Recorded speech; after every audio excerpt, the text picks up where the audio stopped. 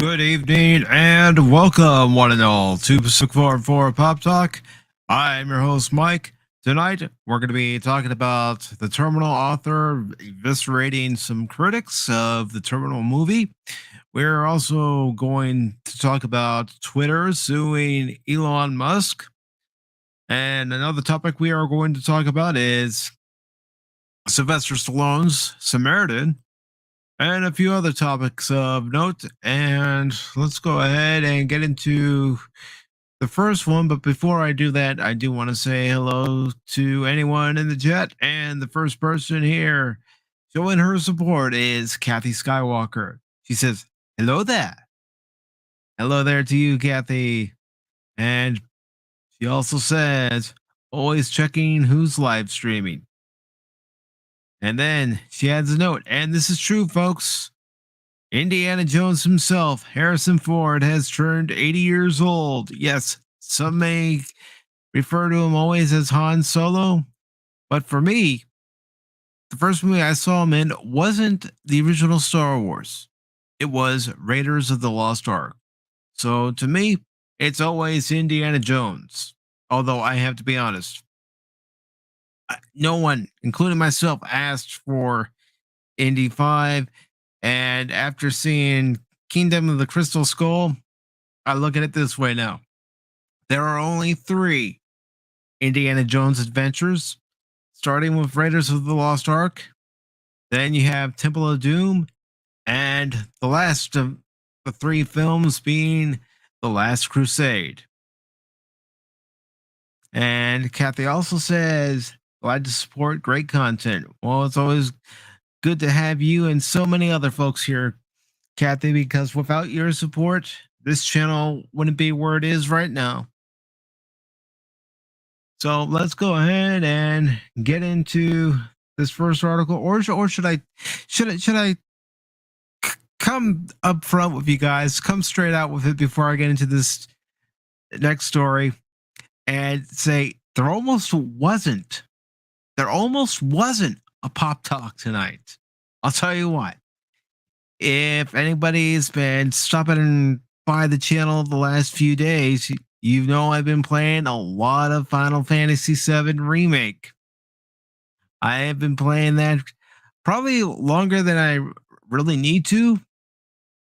However, I am determined to complete that game.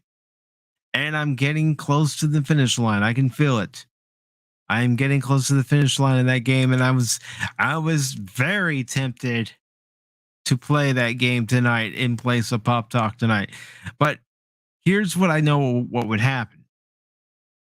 I do that, then you won't get the live reaction to tonight's episode of the Orville, and one nerdporial life form will be wondering, where the hell's Mike at? Where's he at? He's supposed to be here on the Orville after show, and he's not here. Then he'll look over. What will he see, folks? You guessed it. I'll still be playing the game. I'll still be playing the game, and he'll send me a DM saying, "Mike, you do know where you're supposed to be right now. Hold on, I'm battling Shinra. It can wait. Mike, it can wait. No, this can't wait." So anyways, I just wanted to, be a little funny about it and let you all know that there almost wasn't a pop talk tonight because of that reason. So let's go ahead and get into one of our first stories here. And I'm always looking for different stories here on Pop Talk to highlight. And, it may not be the same stories that you see on other channels. It may be stories that they haven't covered yet or have no plan on covering. So this one caught my attention and I thought I would talk about it. So let me go ahead and put the link to it in the chat. But as you can see here, this comes from Geek Tyrant, and according to the headline, it says, "Study offers insights on which streaming services to consider." So let's go ahead and start off with this story. And it was just posted yesterday. So it says Self Financial is a company designed to help people build their credit and savings to reach financial goals. Well, the team recently shared a study they conducted regarding the popular TV streaming services. They analyzed the content available on Amazon Prime Video, Apple TV Plus, Disney Plus, HBO Max, Hulu, Netflix, Paramount Plus, and Peacock in an effort to figure out which platforms come out on top in different areas. And the author says they'll do their best to break down the highlights below.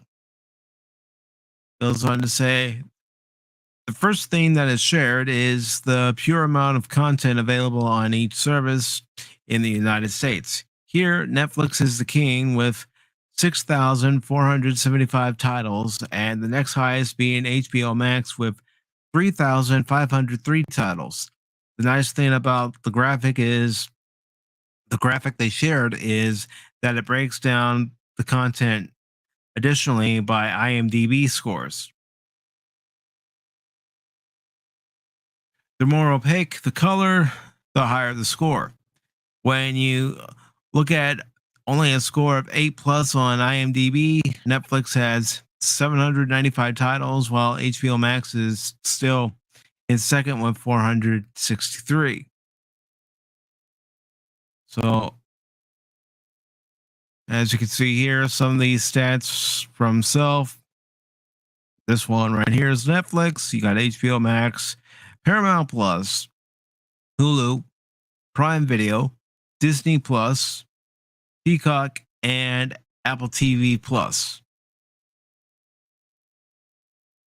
And it continues to say the next graphics explore which service is the best bang for your buck. Here they utilize the cheapest monthly cost the service has available and look at how many movies are available per dollar. When you look at everything, Paramount Plus wins with 458 movies per dollar. However, if you look at just movies with an 8 plus on IMDb, HBO Max wins with 23.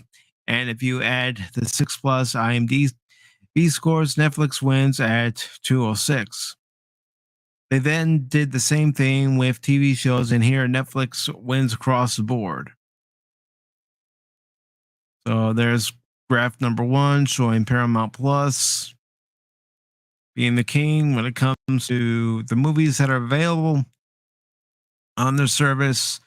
While in the second graph here, you can see that Netflix is king when it comes to TV shows that are available on the streaming service. Goes on to say if you're a fan of 4K content, then you'll love the next graphic. Netflix wins in the quality department here again with 667 titles available in the premium format. However, Hulu has the highest average IMDb score of 7.32. That being said, they only have 49 titles available in 4K, so it stands to reason that as more 4K content is available, the average scores may dramatically change. Something that's important to note here is in order to access the 4K content on Netflix and many of these services, you have to pay more than the lowest tier, which means the above graphics don't necessarily hold true. And let's be honest here with all these different streaming services, I don't care if you have a 4K TV or not.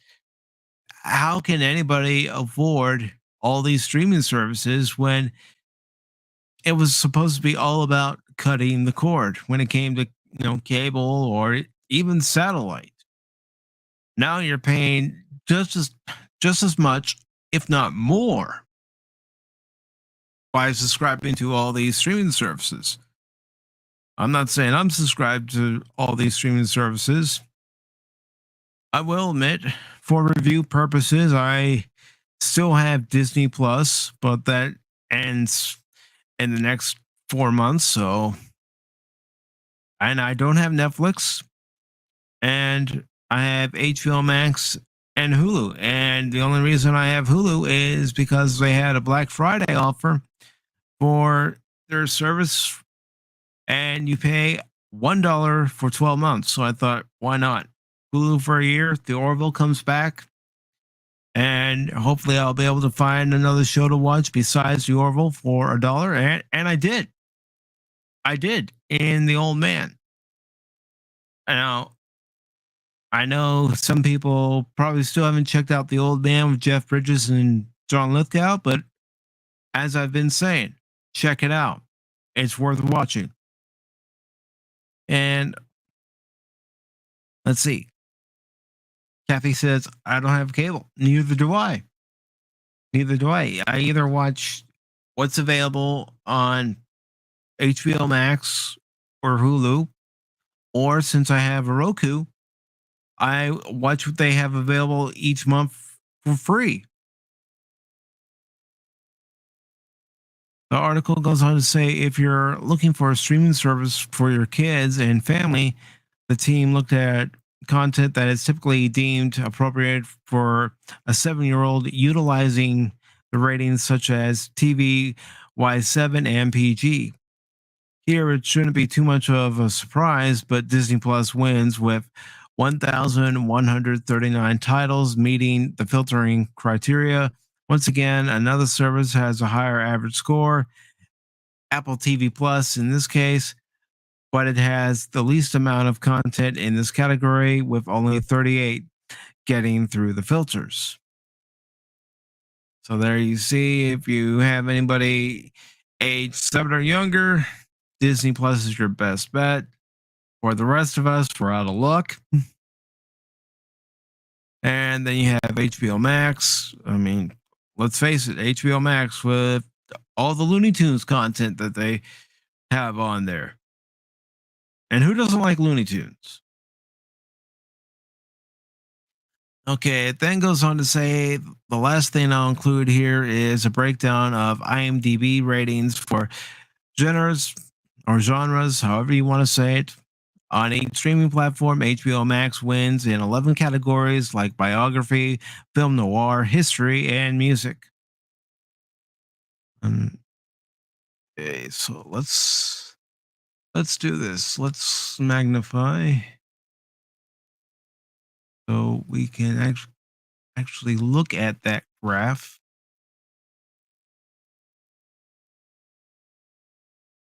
That's a little better. So this is all by IMDb score. We have all the scores, and whether it be action, adventure, sci-fi. Then up here you have Netflix, Peacock, Prime, Apple TV Plus, HBO Max, Disney Plus, Hulu. So pretty interesting.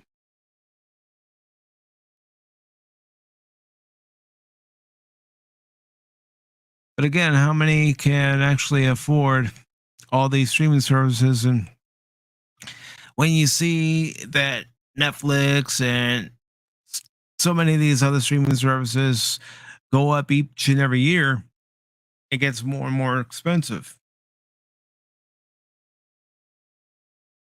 So the last part of this article says there's a lot of fun information to look at here, and there are even some extra graphics on self-site.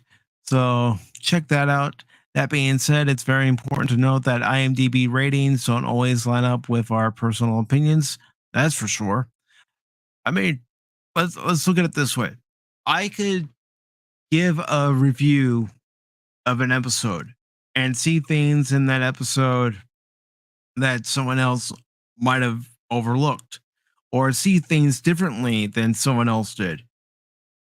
And, someone might not like the review because of that.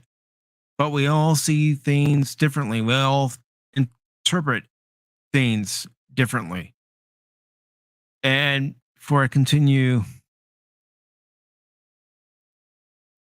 we have Nerdporial Lifeform, and because Nerdporial Lifeform is here, I feel obligated to play this soundbite. Let me find it. I know I have it here. Here we go. I'll play both of them I have. Nerd alert! And he says Carol Burnett will be on Better Call Saul. Not bad, not bad. She's a great actress, great entertainer, great performer. And he says, I don't know anybody who watches that show. Neither do I.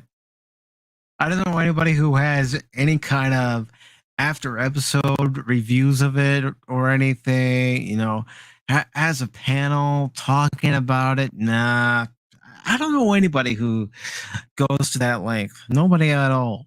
Absolutely nobody. Nope. Nobody comes to mind. Nobody.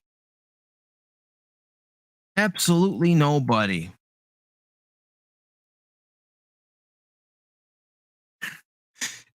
And Carol says, hey, Nerdporial says, only weirdos watch that show. Yeah, so I've heard.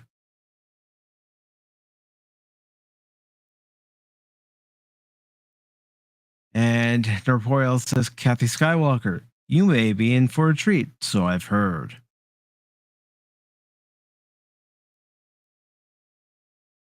All right. So, what do you all think of this graph? Does that make a difference to you? Is it something that you would look at when you're trying to make a choice as far as which streaming service is best for you? I'll be honest, it's whichever one offers the most programming, but at a decent price. I certainly don't have money to spend on all these streaming services just to keep up with all content. I just don't. So let's go ahead and move on to the next article here.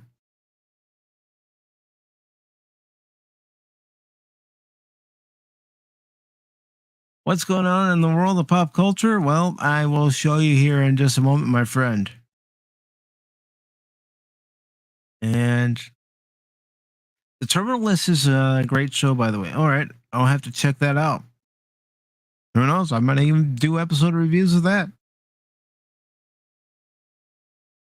Okay, let's get to this next story.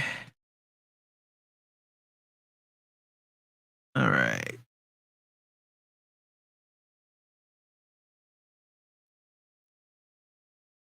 Okay, so not that this is any kind of a surprise, not when it comes to Hollywood. You know how they feel about all of us.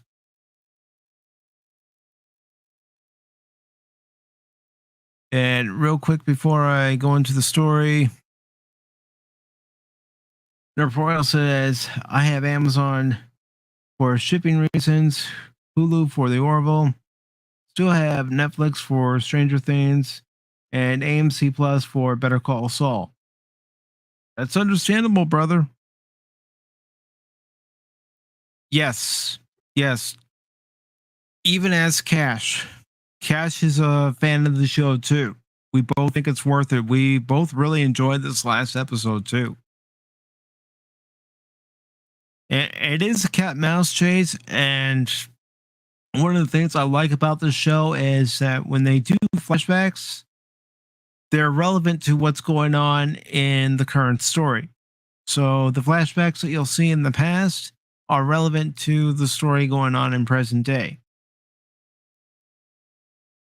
And that's what I like about it. Plus, you can't beat Jeff Bridges and John Lithgow. They're both very good in this series, as is Amy Brenneman. Give it a look, and you never know. It might be a show you want to talk about. I'm always willing to talk about it. Okay, so this next story here, what the? It's not what I. So let's back here. Okay, and there he is, ladies and gentlemen, and he's creating his own hashtag, Justice for Phil McCracken. Okay, Phil, if you say so, brother. All right. All right. Do I do it? Yeah, I saw your comment this morning. I trust me, I saw it. Don't think it slipped by me. He says, "Yes, keep butchering them Japanese names." Uh, and Nurporial says, John Lithgow is just a great all-around actor. He can play scary villains like in Blowout or the fourth season of Dexter. Yeah, he can. All right. All right. I know he's itching to come on, so let's do this. Let's do this. Let's do this. Let's do this.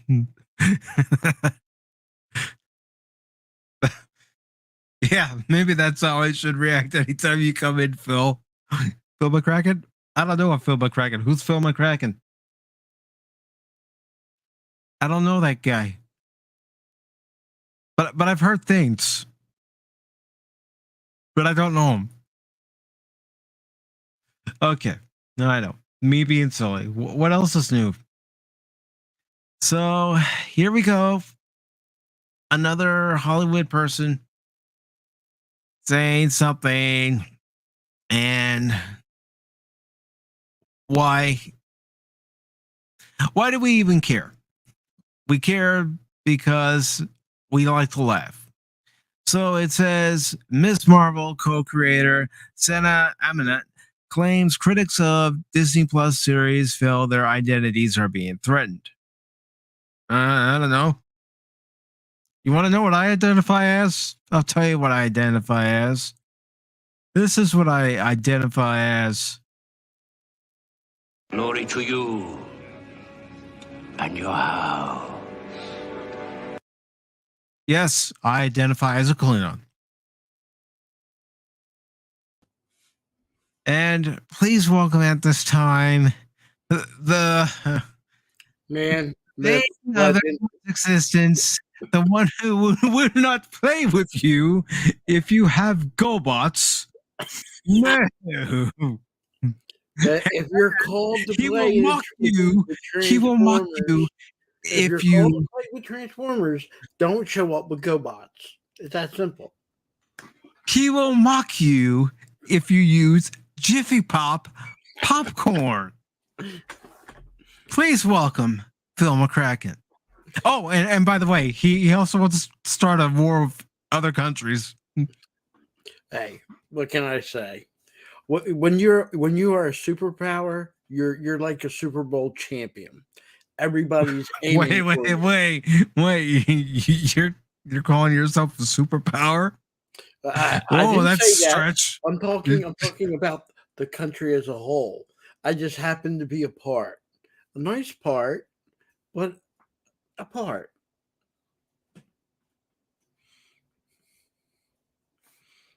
Phil McCracken? I don't know no Phil McCracken. Oh, and I forget. Justice for the outfielders being killed and hurt by the ivy in Wrigley Field. Rip the ivy out. Justice for those on the PACIFIC414 panel not named Phil McCracken. All right, so Miss Marvel used to eat Jiffy Pop. You know why? She has grown up and she's got an air popper, or she has the classic. I got a nice iron kettle, a little bit of oil, and pop her own popcorn. Jiffy Yeah. Pop. This coming from the guy who wouldn't even give $1 to a friend to get ice cream from the ice cream man. Not my responsibility. It's called being a good friend, Phil. Yeah. Good friend with, tough love. It's tough love, man. So, you are one cruel, cruel man. What can I say? So, Miss Marvel co-creator Sana Amanat claims critics of Disney Plus series feel their identities are being threatened. This was posted just yesterday on Bounding into Comics. It's by Spencer Bacali. It says, according to Sana Amanat, the Marvel producer, perhaps best known as one of the co-creators of Kamala Khan, criticism of the character's live-action Disney Plus debut seems not from the rejection of the series' quality, but rather a widespread feeling among said critics that their identities are being threatened. Oh, please. Give me a break.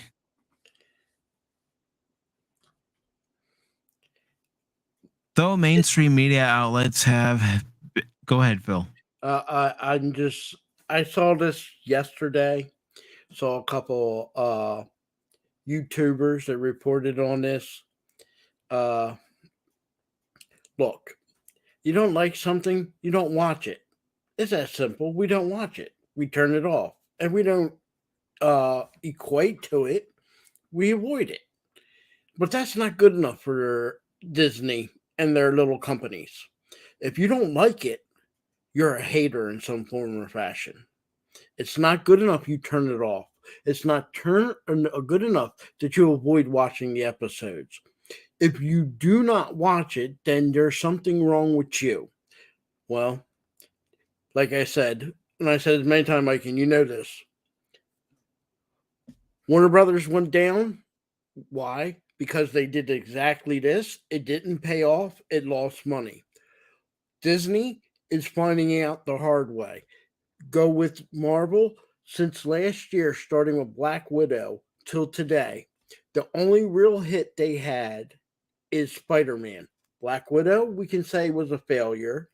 Eternals was a failure. I hate to say Doctor Strange is a failure. And looking at now what we're getting with Thor, that's a failure. So something is wrong in the neighborhood. Yeah, it's bad storytelling. It's bad writing. And bad storytelling, bad writing, and look, I don't care what a character thinks, what they wants to do, or how they write it. Trying to force it upon your fans and saying, this is the way it is, this is what's got to be. No. I prefer a vanilla type system where when it comes to comics and comic book characters in the movies, kids are watching it, and I don't want it there. We used to have something in the 70s called the family hour, or it was more than an hour, excuse me. That means at this time it was family oriented. Didn't force no views or anything. It's just all about entertainment. This is not entertainment. This is children's, mainly for children. Now, don't get me wrong, adults watch it. But comic book heroes, these are mainly aimed at children. And the thing about this series, when I saw the trailer for it, I could tell it wasn't geared toward me, so I knew I was going to skip it. And Disney's going to label you, not that you just disliked it. It's because you didn't like it because they were inclusive and diversified. And you know what that is? Complete and utter BS. And I'm with you on that. And like I said, they learned the lesson that Warner Brothers learned and losing money. But I told people before, and I'll say this again, Disney's going down the same route as Warner Brothers. They rather lose money to think they're forcing you to change. They believe they're winning in this place, winning the hearts and minds. They're not winning. If they were winning, Black Widow would be a hit. Eternals would have been a hit. Doctor Strange would have been a hit, and Thor would be a hit. They're not hits. They're not hits. And anybody says, "Oh, Spider-Man." Yes, Spider-Man makes money. With money they But that threw was at a him, Sony property. yeah, but that's more Sony, correct. But even if it made money, if you count them 5 million, I mean, excuse me, 5 million, them 5 movies, what it costs to make it, what it costs to promote it, they didn't make their money. Even if you threw in Spider-Man in the mix, Marvel lost money since Yeah, because don't forget, not only did they have Eternals and Black Widow last year, they also had Shang-Chi. that And that flop. lost money too. Like I said, Disney is not going to learn their lesson, and they think they hammered you and then pressure you. They used to have this thing back in the early, like 2007, 2008, particularly the WWE, stop the bullying. Well, this is what you're getting. And if you dare comment that this content is bad, or you don't like this content, or the content isn't for you, they got a label for you. It's okay for them to label you, but dare to label the company? No. And it's all Disney's products, not just Marvel. It's Star Wars and Pixar. I think they're cruising for a hurting, and they're just not going to make money, and they're going to blame everything and everyone except them. So I'm sorry, I don't agree with what's in the show. I didn't, even if I wanted to like the show, the content's still bad. Forget about what they're trying to emphasize. It's CW all over again. Why do I want to watch this? If I want to watch that type of junk, I would have watched The Flash, which wasn't really that bad, but and Batwoman, a show that should never have gone 3 episodes, let alone 2 seasons. So And oops, I'm almost pulled out the cord. Yep. My I microphone. hate. I don't like being mean, but It's not being mean, Phil. It's saying as a customer, this is what I want. This is what I don't want. there you go. And that's the thing. Companies used to hear, my customers don't like this. If you're running a mom and pop hardware store, and just for some reason people don't want pot and soil, and you put pot and soil in your store, and no one buys it, you don't go and say, "Well, my customers are wrong. My customers don't know what they're thinking, what they're doing." Just let they're not going to your store to buy pot and soil. So the hint is maybe you shouldn't sell potting soil because it's not going to sell. It's that simple. It's that simple. I mean, let's take a look at Walmart, for example. Not every Walmart sells the same exact items that your local Walmart does. Depending on the region, certain items sell better than others. It's true. And there's some places in some areas you can get stuff that you can't get, and it's just normal. It's Mhm. normal, you know. But you don't go to a store like Walmart and they tell you they don't sell barbecuers. If you like barbecuing, you go to another store. I'm just using that as an example. Yeah. Now, some places would say, okay, you want barbecuing, and we got like 20 people asking for barbecuers. Maybe we'll start ordering some barbecuers to start selling. That's a different thing. When your fans say, yes, we want this, put this in your store. If it's going to buy and you sell, that's what you want. But you don't buy a bunch of stuff. You ain't going to Florida to buy ice skates or skis to ski down the mountain. You're just not, you know. It's going to sit there and no one's going to buy it because no one needs it in Florida, right? They don't It's have funny you ski say down there. that because I do on occasion watch some of the theme park bloggers just to, look on the other side, see what they're all talking about. a lot of it's Universal, but I have seen some that have gone to, Disney and Busch Gardens, and when they're showing the merchandise, they're showing a winter coat. I'm thinking, yeah, a winter coat in Florida. How's that going to go over? I think at worst they might need a light jacket in the wintertime. But as far as a winter coat, no, no, no. But like I said, Marvel, and like I said, it's not just the movies, their TV shows. They haven't been hits. They haven't been hits. Like I said, between what's that name? Damn, I forgot her name. Scarlett Johansson's movie, Yeah, Black Widow was Black her Widow. movie, If you and can, it wasn't very good. it wasn't. It wasn't. I don't even think the Marvel movie was that good. But I think the reason the Marvel movie made money was because it was stuck in between Infinity Endgame. War and Endgame. There you go. And it was everybody was interested to see what the end credits are going to be, what they're going to reveal. Nowadays, do you really care?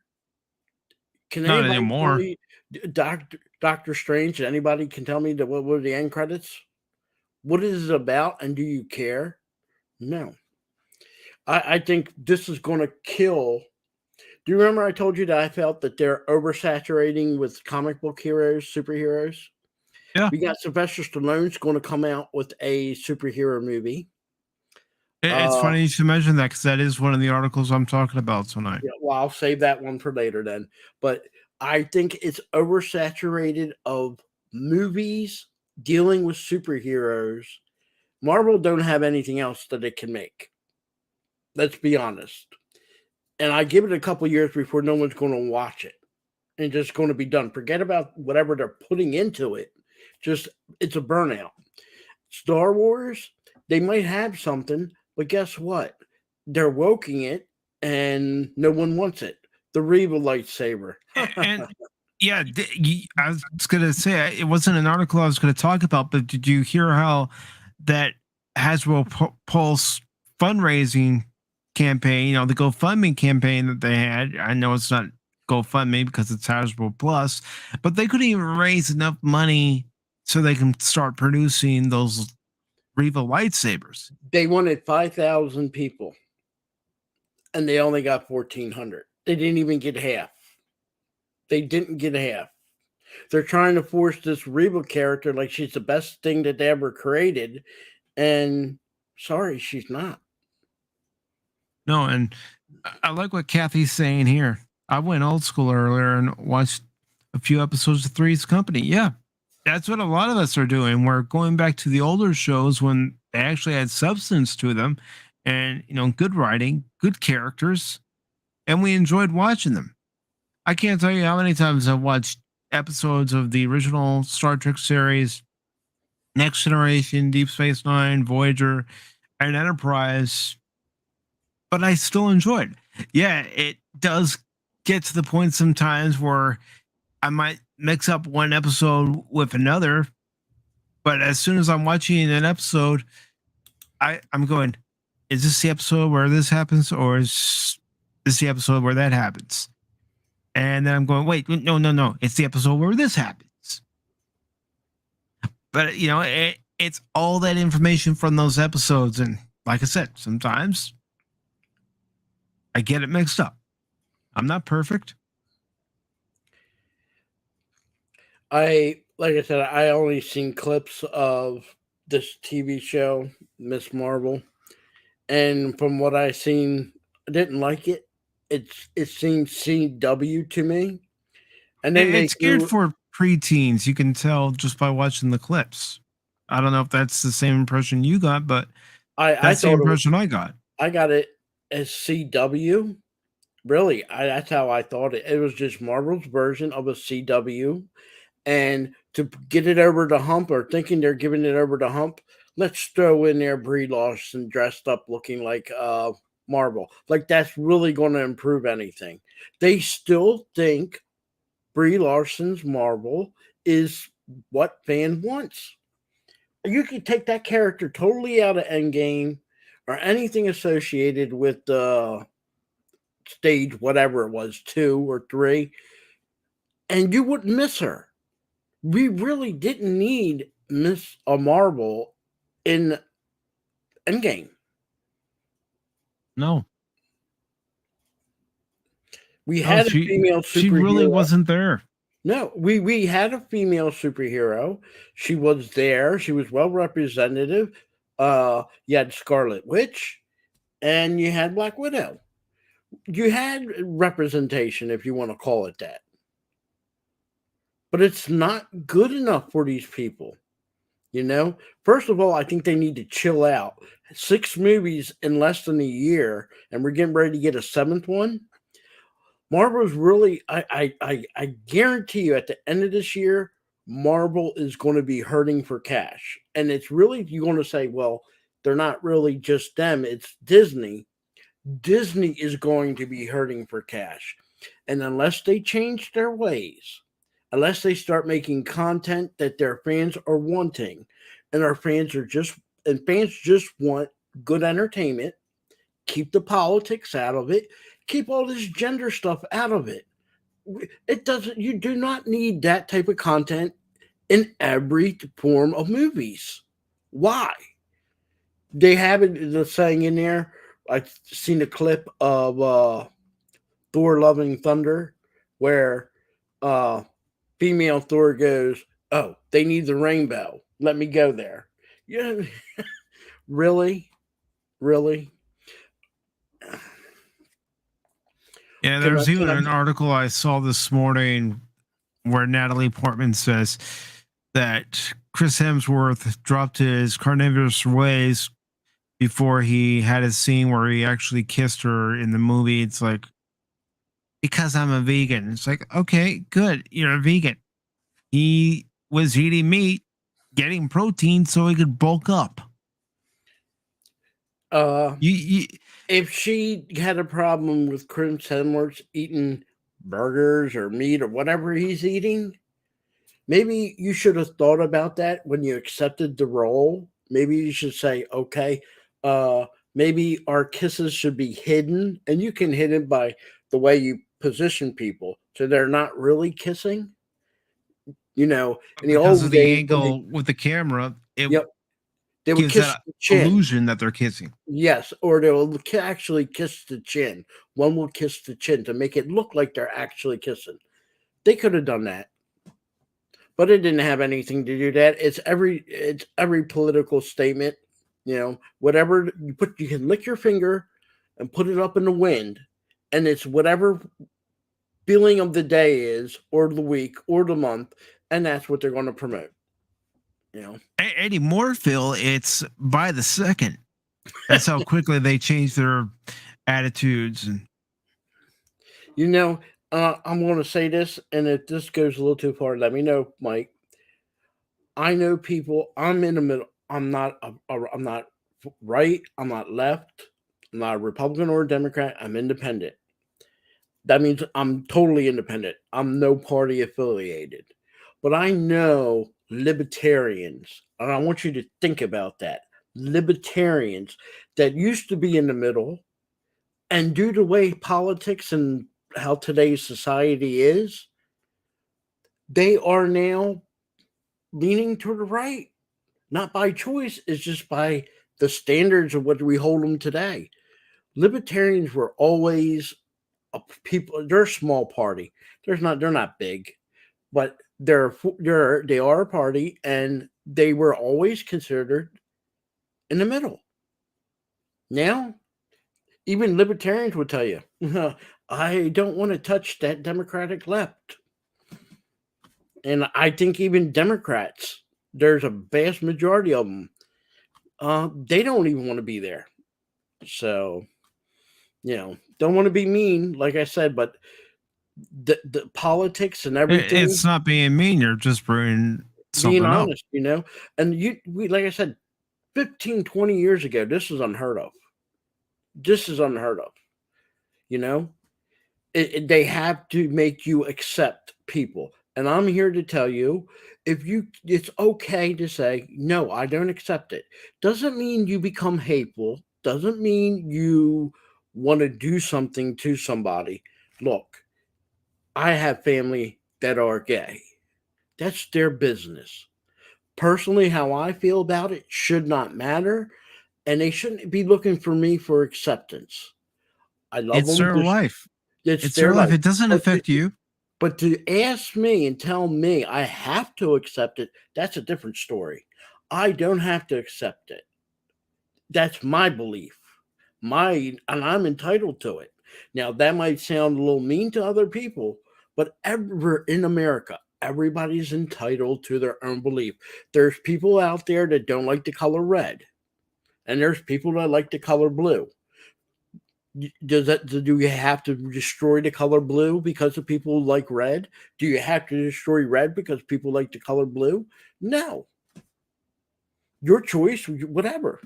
There's people, Mike. Do you know what they even had it at Home Depot? You want to paint your interior of your house the color of your baseball team. They had like the Athletics, they had the Cubs, all different colors. They'll help you paint it. That's cool. But what happens to Yeah, that somebody? is cool because, you know, let's take a look at, the Northeast and the Midwest, basements. Mhm. Some people turn their basements into a gathering area or a man cave or, an entertainment area. And they have their own little bars set up. They have, seats set up, whether they're theater seats or just nice, comfortable seats. Who knows? Depending on how their setup is, but they've got a big TV, and depending on how big of a sports nut they are, they have their football team, baseball team, maybe hockey team. It's themed to either Whatever it one is, yeah. team or all the teams. Yep. And that's cool. But if you invite someone over and you're a Cubs fan and the person's a White Sox fan and he steps into your house, goes down to the man cave down there in the basement with all the setup, I don't like this. This is all Cubs stuff. Okay, if you don't like it, go back outside and there's the door. No Yeah, one told you but you if have to like it. here's the thing, but if they're coming to your house and they know you, they already know that you're a Cub fan. Yeah. Well, like I said, but I was like I said, using it as an example, the Disney and its subsidiaries, Star Wars and Marvel. No, that's not good enough. You got to cater to everyone, which is impossible. You can't cater to everybody. You can't fulfill everybody's needs. It's impossible. You can't The appease goal- everybody. You can't turn yourself inside out to appease everybody. It's Nope. not possible. Nope. And it's like today, individuality is a crime. I'm sorry. I like being an individual. Someone says hot dogs and I say hamburgers. Okay. You go eat hot dogs, I'll eat hamburgers. But don't try to say I have to eat a hot dog. These people tell you you didn't like this show, Miss Marvel. You're a hater and there's something wrong with you. Well, see the ratings of it, see the how much money they make, Like I said, you can go back to last year from the start with Scarlett Johansson's movie. What was the name again? Black Widow. Until today, out of the 6 movies that came out, not counting even the TV shows, just the 6 movies, only one. And let's give it credit. You want to know why? Because Sony does not allow Disney to put that stuff in their movies. No, you could tell when you're watching Spider-Man No Way Home what parts were Disney and what parts were Sony. Mm-hmm. It was pretty easy. And you All the dumb humor was Disney. And you notice Sony with their Marvel, they don't do it every year. They might have one. Very rarely do they have 2 Marvel movies with their Marvel characters in a year. You got right now 6 since last September. 6. Think about that. 6. Even Harry Potter, They had what, 7 movies or 8? Yeah, They didn't even put I them think it out was every 7, year. but I could be wrong. Yeah, but they I've only didn't. taken a glimpse at a Harry Potter movie. I But haven't they didn't watched put it them, and out I every haven't read the year, books. Mike. They didn't put it out every year. There was a year, then a break, and then they start filming again. So it was technically almost once every 2 or 3 years you got a Harry Potter movie. Yeah, Gave the people a their break. schedule did change quite a bit. The Mhm. first few were every year. They kind of discovered that was a little tough to do. So the next few, although they pumped them out every year, they slowed down production a little bit. And the last one, I want to say some of them were even 18 months apart. Mhm. And then the last one was a two-parter, obviously, we know that. And then I think they released that 6 months after because it was already filmed, you know. Kind of like how they did with the Lord of the Rings. Like I don't think they waited a whole year to release No, they those, kept did they they? kept what they tried to do to keep costs down. They Yeah. filmed all 3 at one time. And to And piggyback ju- what you've been saying yeah. about these Marvel movies, even without the layover that we had over the 2 years, I'll be generous and say these Marvel movies, because I've watched all the new Marvel movies. I'll be generous and say they make twice as much in the box office. I still don't think, even with everybody leaving the theaters, I don't think those movies, they would have made more for sure, because people were still going to the movies, but I don't think they would have even made their money back. And now, like you were saying, how they used to have a plan. They didn't release movies in the same year because that was the plan. Give the people enough time. We'll come back next holiday with this, or we'll come out, summer with this. And now it to me it strictly looks like a recuperation plan. Oh no, this one didn't work as well. Okay, what can we bring out? What can we push out? Okay, oh nuts, that didn't work as well either.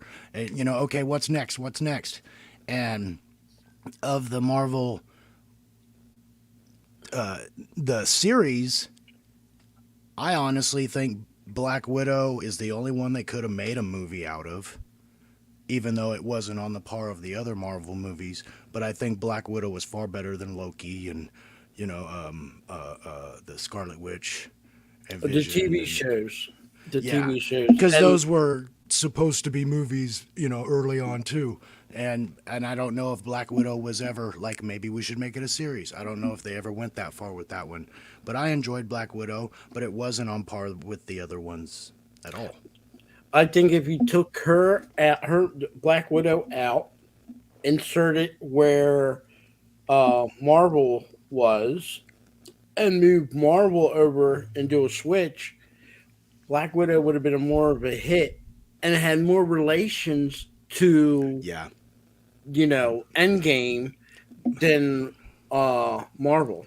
But Honestly, Black Widow needed to come out and ride off her popular kind of when they brought her out in Iron Man. It wasn't mhm. an idea back then, but that's when they really needed to push that Black Widow character when she was at her most popular. She Hmm. was great in Avengers, very popular, but you still look at it as like she's not a superhero. She's just some agent. And I I mean, nothing against Chris Hemsworth. I like him in Thor, like his character in Thor. But think about this: in that movie, you have the Guardians of the Galaxy. You have, you know, you think that would give it a little bit of help. Apparently not. Uh, which makes me want to question if they come out with a new Guardian of the Galaxy. Uh, what do they got planned for that? well, just I I think that depends on who they Volume have 3 is involved. supposed to come out sometime. Yeah. Let me look it up. And And Thor, flat out, they've dumbed down his character. I agree with a lot of people doing reviews right now. In his first two movies, he already has his character, his tone, the way he's dealing with things. When you see him in the Infinity Wars, I actually liked him being a little jokey. Ragnarok I loved, even though it was a little off the wall, but I liked that. But he still had the serious tone there. And then He doesn't anymore. He's just not.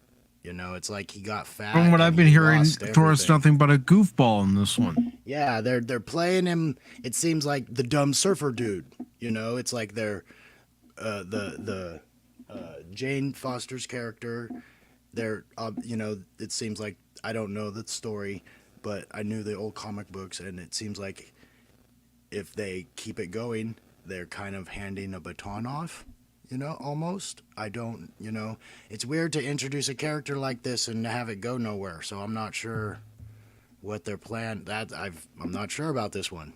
And the Guardians, if the Guardians stays true to what the Guardians has been, it will be accepted, I think.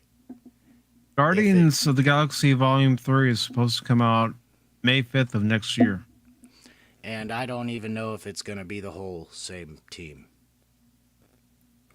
I can't remember what it was. Something you were saying a while ago. They said at some point, they said this is the last time you're going to see this iteration of the Guardians. Whether that meant they're going away forever or it's going to be a whole new team. Or one or two members and then 3 or 4 new people. I'm not sure how they're going to do that yet. That one worries me because I really like the Guardians series. Oh, but I was skeptical about the first one until I actually watched it. Yeah, I was too. I really was too.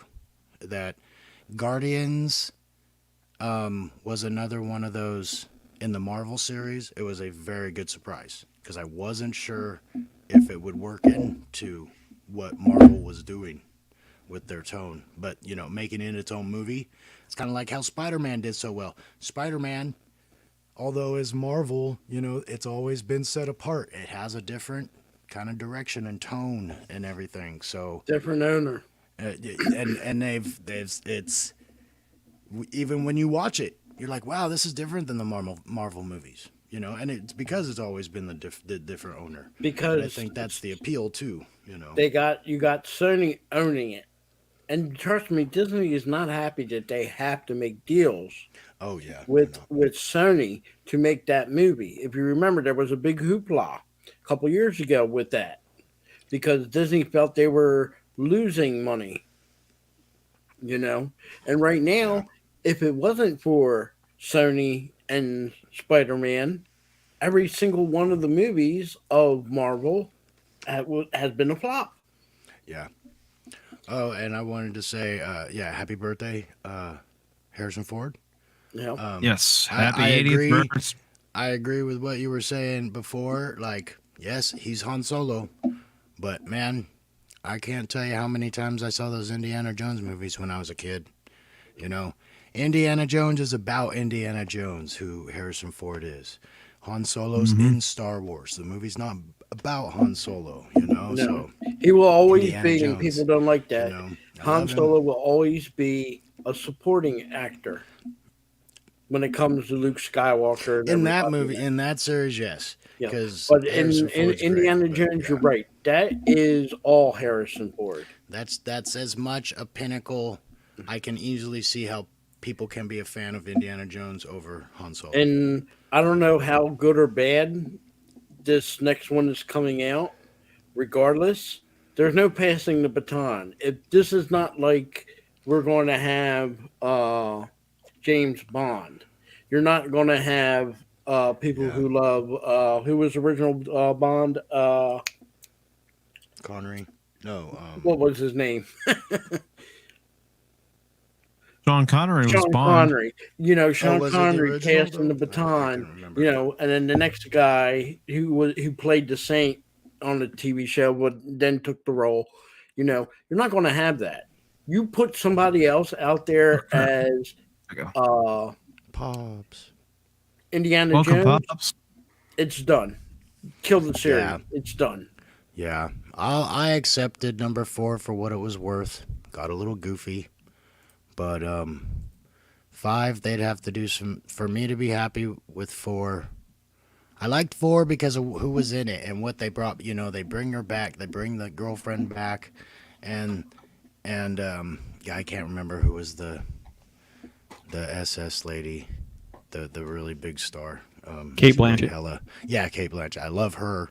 She So, was I mean, a communist. I She can't wasn't completely, she was I communist. can't completely not like the movie for who was in it and what they were trying to do. There's just a couple little goofy scenes. It's like, okay, but I like it better than some other things. So, there's that. Oh, and what you were saying, I don't have cable either. I talked with my fiance last year.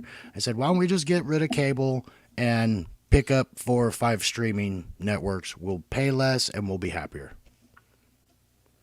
And it's the rating thing. I think you have to ask. You have to ask the people that like the stuff that you like to watch. And that's how you find out which one you want to go on. I think today's ratings, even when it comes to TV shows, movies with critics, and all this, you have to watch it because now more than ever, don't think Disney don't have its people on there trying to pump the reviews of it or pump the rotten scores of it. Oh yeah, So way I do it, and I don't just use YouTube. I listen to the common people. I went to the movies and I liked it. Okay, that's how I feel about Maverick. I hear a lot of good people saying Maverick is a movie to go see. I'm honest today, average day, Joe people. Can I ask you guys your opinion on this? Because I've been reviewing as a semi-professional. I don't claim to say that I ever did this as a full-time job, but it's been a side hustle now for almost 20 years. So when I reviewed movies, and back in the day, it was like a 5-star system, right? Pretty much everything was given five stars. So most movies are 2.5 to 3 stars. Very rarely was a 4, maybe to 4.5, and a 5 is like a unicorn. You might have a 5 every couple of years. It's pretty rare, right? Then IMDb came along, and they had a 10-point system. So everybody wanted to look at it as a 10-point system, right? So a 3 is now a 6, but if you say 6, it sounds kind of low. So stuff started kind of drifting closer to like 7s or 8s. Then Rotten Tomatoes comes along, and now it's 100. So that 6 would be a 60, but now you seem like a jackwagon when you give something a 60, and now there's suddenly a ton of 80s and 90s. It's absurd. So what do I do as a critic? What do I freaking do as a critic? How do I even do it? You stay true to your opinion because that's why people that's come what I to do, you as a critic. Yeah. But with these other things, I think today people give out 9s and 10s way too often. Yeah, it's because insane. We would watch new shows and it's like, oh, that was a 10, and it's like, how can it be a 10? We haven't even watched. I don't even know if the other one was an 8, and you gave that one an 8. So before you do the ratings, to me, yeah, 10s are. I always looked at it like the highest score is. I don't care who you are, if you like what I'm reviewing, movies or cinema or television or whatever, if you like that as a popular thing, you will want to own this movie. Then it goes down. It's a kind of a must see. Then you should see it. Then it's like if you're a fan, see these movies. And it's like the layman, I kind of look at it like with my fiance. She knows Star Trek, knows Star Wars, can be entertained by that stuff. But would she go buy a ticket? I don't know. But if it's good enough and I told her something was good enough, she would watch it. So I kind of take that. But 10s and 9s, I think, get given out way too much. Because a 10 has to meet. A 10 would be it's literally the classics. This is the stuff that is the best of all time. It becomes timeless. It's nearly technically perfect. It has all of the little boxes are checked.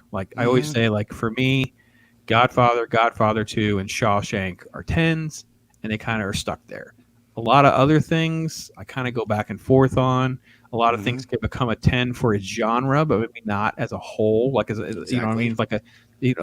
In a genre, Wrath of Khan or Empire Strikes Back could be a 10, but they may not be a 10 on the whole grand scheme of all movies of all time kind of thing. But it seems like I look at these lists and someone put up this box and it had all these Marvel movies and half this crap that was listed at 90 and above, and I'm like, I'm not sure any of them are 9s. I can make a case for Winter Soldier, the first Guardians, and the first Avengers as being the 3 as a critic are kind of at the top of the list. And there's a few others that you can kind of go back and forth, but that's like an 8, 7, 8, 9 argument. That's not a 10, 9, and Yeah. 9 and above argument. So I it's just, agree with that. it's really strange. And now that I've gone back and I'm doing YouTube like this all the time, Mm-hmm. I don't even do numbers. I don't even do scores. I just kind of talk about it's a high recommend or it's a strong recommend or whatever. I've always been like a lot of my written reviews over the last few years, because I had ownership in those websites. I wasn't like totally a slave to the boss. I would do like a score. So it'd be like, it's a 2. Then I'd have a statement like a Minions movie, like the Despicable Me was 2.5 stars for me, like when it first came out. My wife said, "You were too hard." I said, "Well, did you read my disclaimer? Because it said if you had kids, add a star. Because kids are going to love this movie. You're going to rewatch it." And I admit that film has grown on me, and I probably would nudge it to a 3-star movie by today. But the new one's kind of like the same. It's like a 2.5-star movie. It's kind of But then you seem like, but if I were, I would never go through the red tape to be on Rotten Tomatoes, folks. If you haven't seen or looked how to even do it, if I had that much traffic or credibility, what the hell do I need Rotten Tomatoes for? You guys are a freaking waste of my time. I can't say this is where it started, but I can tell you where the trend as a normal person started for me a long time ago. Giving trophies to everybody. True. And all of us are the generation. If we wrote a C+ English paper in our day, that's an A paper now.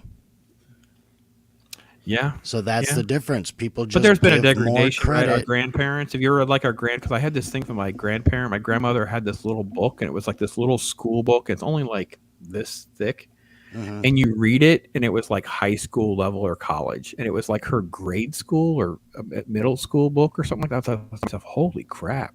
These people, they were taught stuff. And that's why they were so much more elegant with their speech. They were, they didn't use slang the way we use. Well, and they were taught slang. life. They weren't just taught lessons like we were. They were actually taught, this is how you deal with cattle. Right. This is how you deal with your money. So now we're in this doldrums, because during my kids' era, we fought the fight. Like, can my kids learn more than just how to take your standardized FCAT tests? Because I don't really care about your FCAT tests. I really don't. I don't really care. I know they can do English and math. I care about everything else that they're not getting. So anyway. Yep. All right, that was my little contra. I don't even know where we're at on this story. I'm sorry, guys. I came in so late. I had a power outage. I couldn't even do my stream for like an hour, so I had to delay. And I knew Mike was starting, so I was like, I'll just go if he's still there. So that's how I popped in. So I don't even know what we're talking about. I see freaking Miss Marvel on my screen, which makes my head hurt. Why is Miss Marvel on our screen? Well, Sorry about that, guys. Had to let my cat out. I think when it comes to a rating system, it's all out the window because, like you said, some do a 10-star system, some do a 5. You might get a few to do a 3-star system. I think a 5-star system's the best. For me, if someone says it's 3-star, then it's an okay movie. It's not a great movie. It's not a bad movie, but it's an okay movie. That's how I see it. As far as a 5-star movie, for me, they're few and far between. I'll hold it up to the classic. If it's 10 Commandments, that's a 5-star. That's straight out 5-star. That's just a classic. Everybody wants to see that, especially around Easter. They all love 10 Commandments. But whatever rating system you do decide to use it. Because people do the 5-star and then they're like, well, I give this a 3.5. It's like, well, just do 10 stars. If you're going to give it a half, you might as well increase your numbers because you're not really adhering to it's a 3 or a 4. You have your criteria.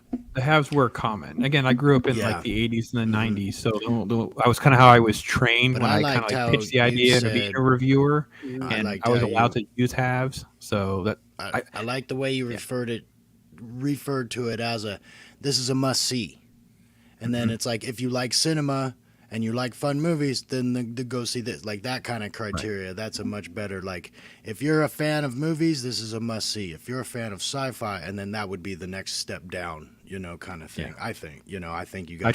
I try to discuss it in context when I post things as a official review. I don't do scores now, 'cause like whenever I started to kind of like reapply for press stuff, and because the pandemic shut everything down because we didn't have any screenings, right? It all stopped. So I just I don't really have any credentials really anymore. And now I'm just like blowing them off because it interferes with my streaming time. Because I'm like, screw this, I'll just watch it. I just watch it on my own terms. But they don't push back anymore. So I think some of the things have changed. I think some of the shills have been called out. Some of them are going to come back to reality. A lot of them have lost jobs. This is a snobby circle, my friends. Oh my God, the stories I could tell you. I do not fit in that circle. I don't even know how I was invited back to some of these things. So there we go. Anyway, sorry, Mike. What are we talking about? I'm sorry. I'm derailing. Marvel. We were talking about how Miss Marvel's co-creator throwing fans under the bus because their identities are being threatened, and basically, I thought her show was like I thought her show was like a 90-something rating. What the hell is she complaining about? I actually don't hate it, guys. The show is just not. When you know how they say the shows aren't for us, Miss Marvel is really not for us. It's for like children. Like it's written for like. I had MVP on Max von Priestley, and he said it was like Lizzie McGuire. He was being kind because Lizzie McGuire is so much better, but. Yeah, it's just like a child show. What is she? See, and that's the big difference I think it has with the other CW shows I watched, because Smallville kind of started it off because they tried to introduce all those characters, but then after that you get Arrow. Arrow introduces Flash, and introduces Supergirl and introduces Black Lightning, and all those shows to me go to a different audience. I watched them all, but I can easily say, if you like comedy more, this is your show. If you like drama more, this is your show. If you like action more, watch this series. Because they were all very distinct. And yeah, like this show now I think is going toward the young adult demographic for sure. Well, I wouldn't even say young adult. It's not trying to be. I wouldn't even say Padawan would be young adult. Even when you're what's young adult now, like 12. Even when think it this way: in any time, let's just do a little time warp. If it was the 70s or 80s or even the 90s, Batwoman would have been canceled after the second show and been done. I did not. Today's world, the companies are. We're going to give them a second. A first season, a second season. Yeah, for no reason. They're not concerned about money at that point. Their concern was we're going to promote an agenda, and that agenda is going to sell. And that agenda never sells, because if it worked, they wouldn't have been doing the dumpster fire Warner Brothers is doing, selling their product off to other people. Marvel hasn't, after Endgame, didn't have to deal with that. But now, if you've seen it, like I said, Black Widow, the Eternals. Forget about Spider-Man. Put them aside. Yeah, I've seen all the new Marvel movies, and I'd say I enjoyed Black Widow more than the other ones. I can understand that. But when you're Disney and you're trying to say you need to make money, they need to break even or more. Yep. Ain't none of these movies are breaking even. And if they were Thor, I'm sorry. It's not gonna. Yeah, it's not gonna turn them around. It's not gonna recoup. It's not gonna turn them around. I don't know what they have now. I don't know what else they have. And as far as their TV shows for whatever Disney Plus, the three that they had, Loki, the guy with the bandage, the mummy guy, I forget the name of it. Moon Knight. Yeah. Moon Knight, and this one. Do you know what they are? Copies of CW. It's styled their way, and you know what? You're saying to yourself, you can understand if these CW shows were hits. These aren't Smallvilles. They're not. Yeah, these are exactly. The last good show, and it's still maybe iffy, is The Flash, but everything else on CW can flush down the toilet. Yeah, I can't say anything that was good. It all changed when Arrow stopped. So, I mean, I'll have to healthily disagree a little bit, because Doctor Strange, and I'm very sad, by the way. I don't say this as like it's a positive thing, but I have to be objectively honest. It's made over $940 million. So sadly, that many freaking people have gone to see this dumpster fire. Like I literally enjoyed that one a little more. I kind of forgot about that one. I'm literally going to start a new show series that we're going to call. I've already got my first one lined up in August. It's going to be called "So You Think You Like Blank," but. ... That's going to be my show series. I'll have a different person, maybe a different person, but we're going to deconstruct these positive things these people say about these shows and deconstruct them, because I figured, about 4 or 5 years from now, people start watching this crap for themselves and go, I don't understand that people love this movie. I'm like, no, you didn't mean it. You didn't really love this movie. Let me explain to you why you did. Because every time I talk about these movies to people and you say, well, what about this? They go, I didn't like that part. What about this? You didn't like this part. Next thing you know, I got 5 or 6 things they don't like. And I'm like, what do you like about this movie? Because this movie's crap. Anyway. Yeah, I've actually watched Doctor Strange, the new one, 3 times already. Oh, I'm sorry if I offend, but I don't care for any of them. I would say Doctor Strange Mom is this big complicated mess because it's a lot more of a fun ride. Thor is just like a parody. Thor is a parody of Marvel films. Yes. Mm-hmm. But sadly, Thor will make enough money, I think, to be okay. I don't think it's going to make much of a profit. But Doctor Strange Mom did make money. I hate to say it, but it did. I don't think they care about Disney Plus. All they care about is people just to consume, just have content. That's all they care about right now. Well, think about Miss Marvel. Crap. Yeah, but think about Miss Marvel. Nothing to turn to. Is it doesn't fit. Like she's so in these comic books. I don't know if you guys have read any of these modern Marvel comic books, but they'd have no problem having characters like Miss Marvel. America Chavez does it less, but Miles Morales has done it. They like fanboy, fangirl out in the comic book. So they'll be like, oh my God, that's Captain America over there. And it's like, what is happening? I feel like that's what they're going to do with Miss Marvel. That's the only way they could, because it doesn't make any sense. Like so the season ended today. I don't know if you guys watched it or not. There's like 8 or 9 people that all know who she is. Secret identities totally out the window. The whole family knows. Spoiler alert. Yeah, I've played the first couple chapters of the game, so I do know the origin story. It's terrible in the show. Can I spoil it? Do you want me to spoil it? It's not like the comic book. Can I spoil it? Spoil it or not? It's not like the game either. Spoil it's it. not like anything. Doesn't bother me. Spoil it. The after credit scenes make this so much more cringy. You're not going to believe what they did. So they go through the scene. The episode that she's the superhero now. Whatever. Who cares? It doesn't even matter. But I kid you not, credit scene number 1 ends with the super nerdy boyfriend talking to her about, well, upon further studies, we looked at your genes, and they like, it's weird because they've mutated. And I kid you not, they play do do do do do real low, off key. And I'm like, you did not make an X-Men 97 reference that she's a freaking. They did. Yep. I'm like, holy crap. But now, she's not a mutant. Does she have some cosmic power? No, she's supposed to be an Inhuman based on the comic book. In the show, she just gets a magic bracelet in the mail from her grandma. Okay, and there's some sort of weird magic thing. The Inhuman thing they've abandoned. Are mutants. They just called themselves Inhumans. Correct. Yeah. How could they get cringier than that, you ask? Yeah. I know, you're thinking, how could it possibly get worse? Mike, let me say, I wish I could see everyone's faces. I'm just telling you, so you're not going to believe what they did. Tonight. You're not going to believe what they did. You want to see my face? Let me turn my camera on. You can see my face. How could it get worse than do-do-do? No, it gets worse. She's in her room, and the bracelet starts lighting up. And then suddenly she blasts through the door. So the door's in shambles, stuff's flying around or whatever. And she steps out, and you see her hand, and she's holding a picture of her Carol Danvers poster in her hand. And you're like, oh, give me a break. And then you look, and they move the camera. She's turned into Carol Danvers. She's turned into Brie Larson. Brie Larson finally earned a paycheck. She turned into Space Karen. Yeah, right, Brie Larson didn't come back for this, but she come back. Space Karen came back for Miss Marvel. The third part of Magical Beasts. I kid you not. Oh God! I'm gonna watch this. I'm gonna watch this with my fiance. You can't make this stuff up. That's the problem. You can't make this stuff up. Now I will say I've seen it, and that was cringy. I will say I was worried they were going to introduce Wolverine, because in the comic book there is an episode Wolverine appears in. And she does all the work, by the way, in that episode, in that comic book. So I thought, well, crap, they're going to try to introduce Wolverine. But fortunately, they didn't do that. They did just a generic X-Men stuff.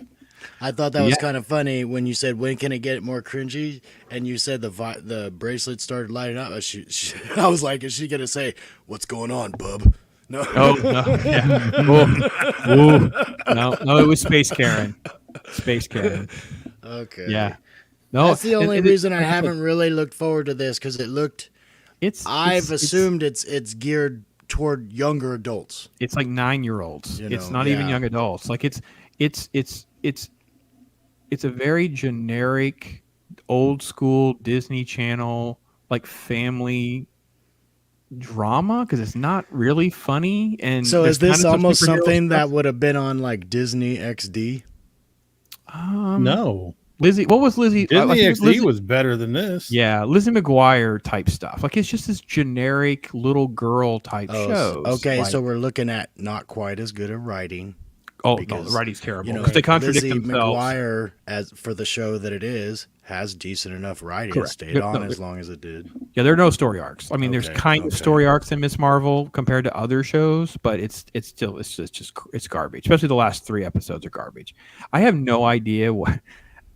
I don't know. Have you ever heard of the evil villain? Because it's not Shield that's after them. It's the Department of Damage Control. What? I don't know where that came from. Again, I'm going to play noob on this. It could be in the comic book, and I didn't read it. I don't know. And then they What's have that the, what's the almost organization makes that runs me- around picking up That alien almost technology? makes me think of Doom, or not Doom. Doom Patrol, like a way they're referencing Yeah, them, or like kind of, but that's Hellboy's group. But that's Hellboy's DC not or the something. right- Yeah, it's a different exactly. stuff. Yeah, I thought it was mainly supposed to be tied to the Michael Keaton stuff from the Far From Home movie, but anyway, I don't know, man. It was anyway. It was a strange ending to the show because the show was kind of very vanilla, very bland, generic stuff. The actress is fine. It's just what are you going to work with when the script is that bad?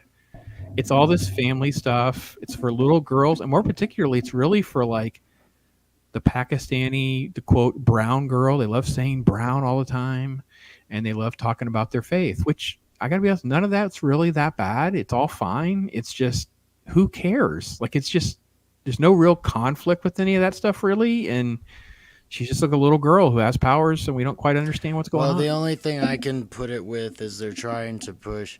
They're not trying to push, but I've been seeing an infusion of, even on Netflix and other streaming, like a ton of Indian-based television shows and movies and things like that.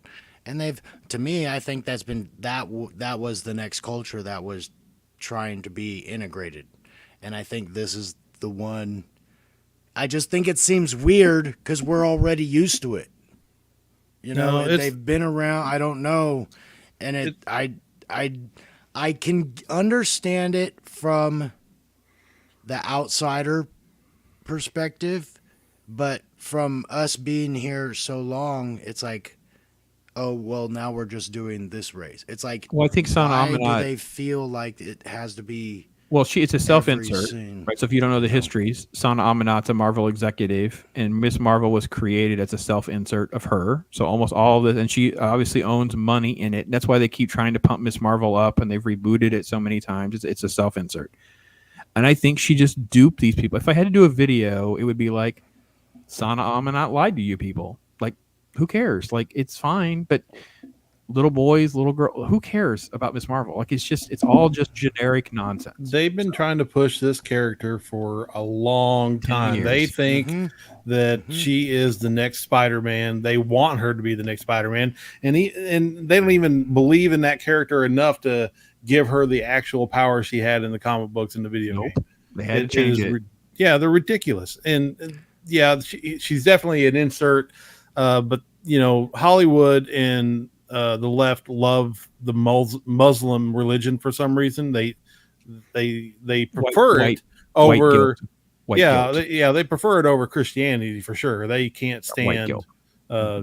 It's cringy just in that aspect itself. But because I watched the first episode and there were some things in there, things that they said that just early made on me want to throw up. Yeah, in the first couple episodes, there was a couple there's a line about the FBI always spying on them in the mosque and things like that. And there was like a bunch of white guys over there in their little festival and said, those are the converts. I like to call them reverts. Yeah, it was just dumb. Remember how there was like the concern about changing her powers and because of magic, but in the Islamic faith, like magic is like frowned upon. Yeah. In the finale, the dad goes out of his way to call it magic.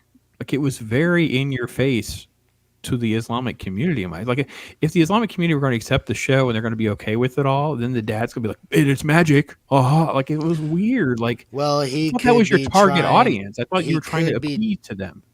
He could be saying it because of how they're introducing magic into the Marvel universe. Like he's like, you're doing stuff like Doctor Strange can do. You know, he doesn't. He may not look at it like a superpower because she's not changing. She's. It looks like I haven't seen it, but it looks like she's using some kind of energy instead of her hands actually becoming big like Mr. Fantastic. Yeah, what it's called is called hard light holographic projections. Okay, and I can understand that. This almost sounds like a recreation of Dazzler. It's almost like a Green Lantern effect, but with okay, magic. I understand that. Yeah. Dazzler, I only say because Dazzler was she would do the propels of light and stuff. Well, she manipulated light power. Yeah, she can make shields. She can do these things. But the Green Lantern thing makes more sense. That makes a lot more sense. What they did is they took several aspects of different negabands and wrapped them all up into this one. Right. Yep. But if the magic is such a faux pas for the Islamic community, and I'm not going to try to pretend to be an expert because I am not.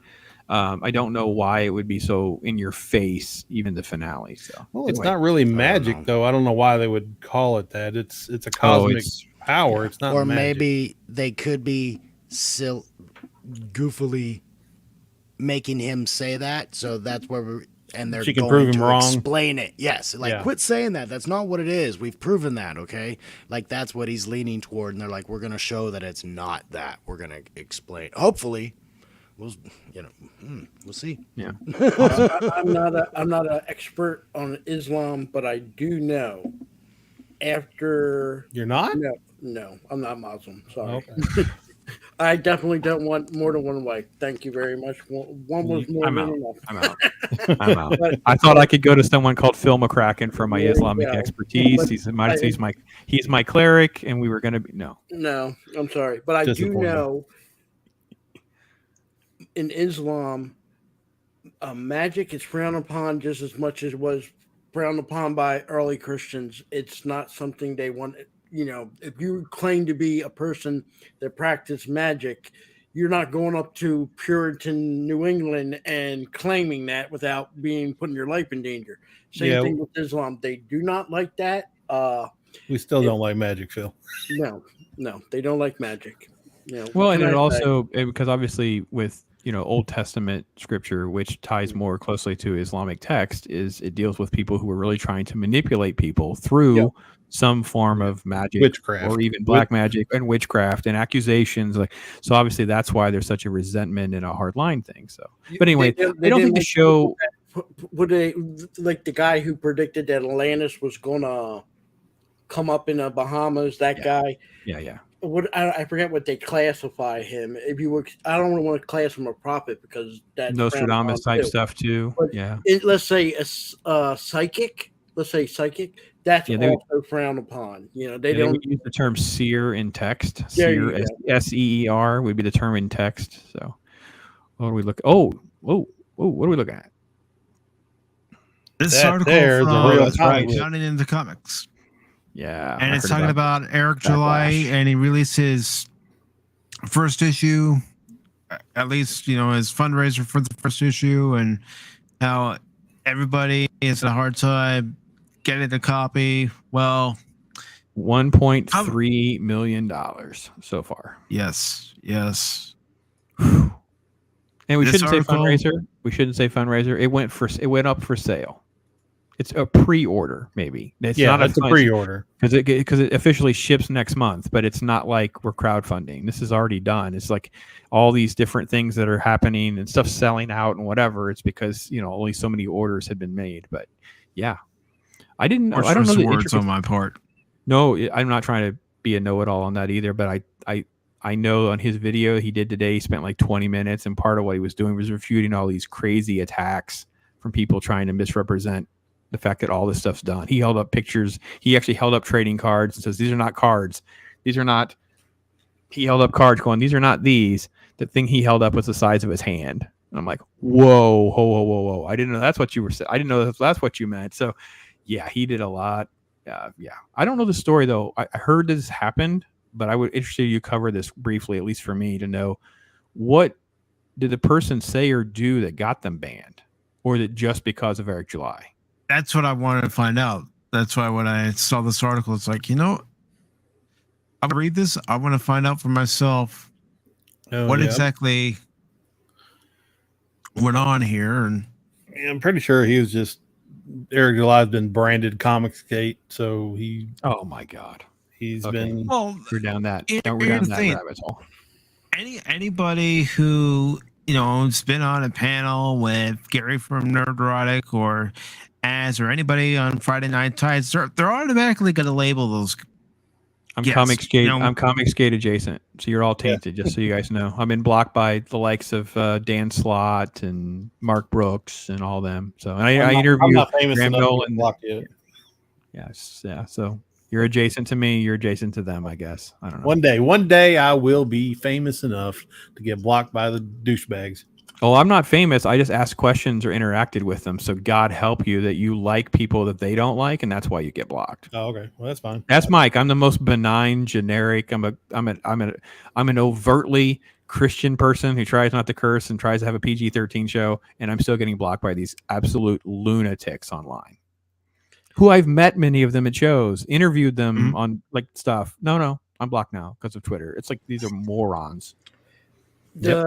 The use of the hate and all this, it's being thrown around like pennies when you go to a shopping center or a shopping mall. You see in the parking lot, people throw their pennies around. They don't care. They throw hate. If you disagree with anything with their products, and this is a prime example, it's a hate. What is there of Eric July that he did that caused hate? Hate maybe for your show and your content. Okay, if you're criticizing you and saying your content isn't good or your product isn't good, yeah. Or your ideas aren't good. Look, that's all. Criticism has been out there since time immemorial. Okay, I hate to say it. They have new comic books. Some of them I don't agree with. I would never buy the new comic book where young Superman is. This is me and my beliefs and my opinion. I would not buy that comic book with young Superman kissing that boy. You got to have a John Kent poster then. Let's get it for you, Phil. You go, John Kent poster. Get the Rainbow Cave. Let's start a fundraiser. I'm going to buy you one. Phil, can I have your address so I can send you one? Yeah, you're going to send the army after me. I'm smarter than that. But no, if you're going to send, do a dramatic reading. I'll do a dramatic reading with you, Phil. We'll read it together. We all had reading in high school. We all read Catcher in the Rye. That was almost mandatory.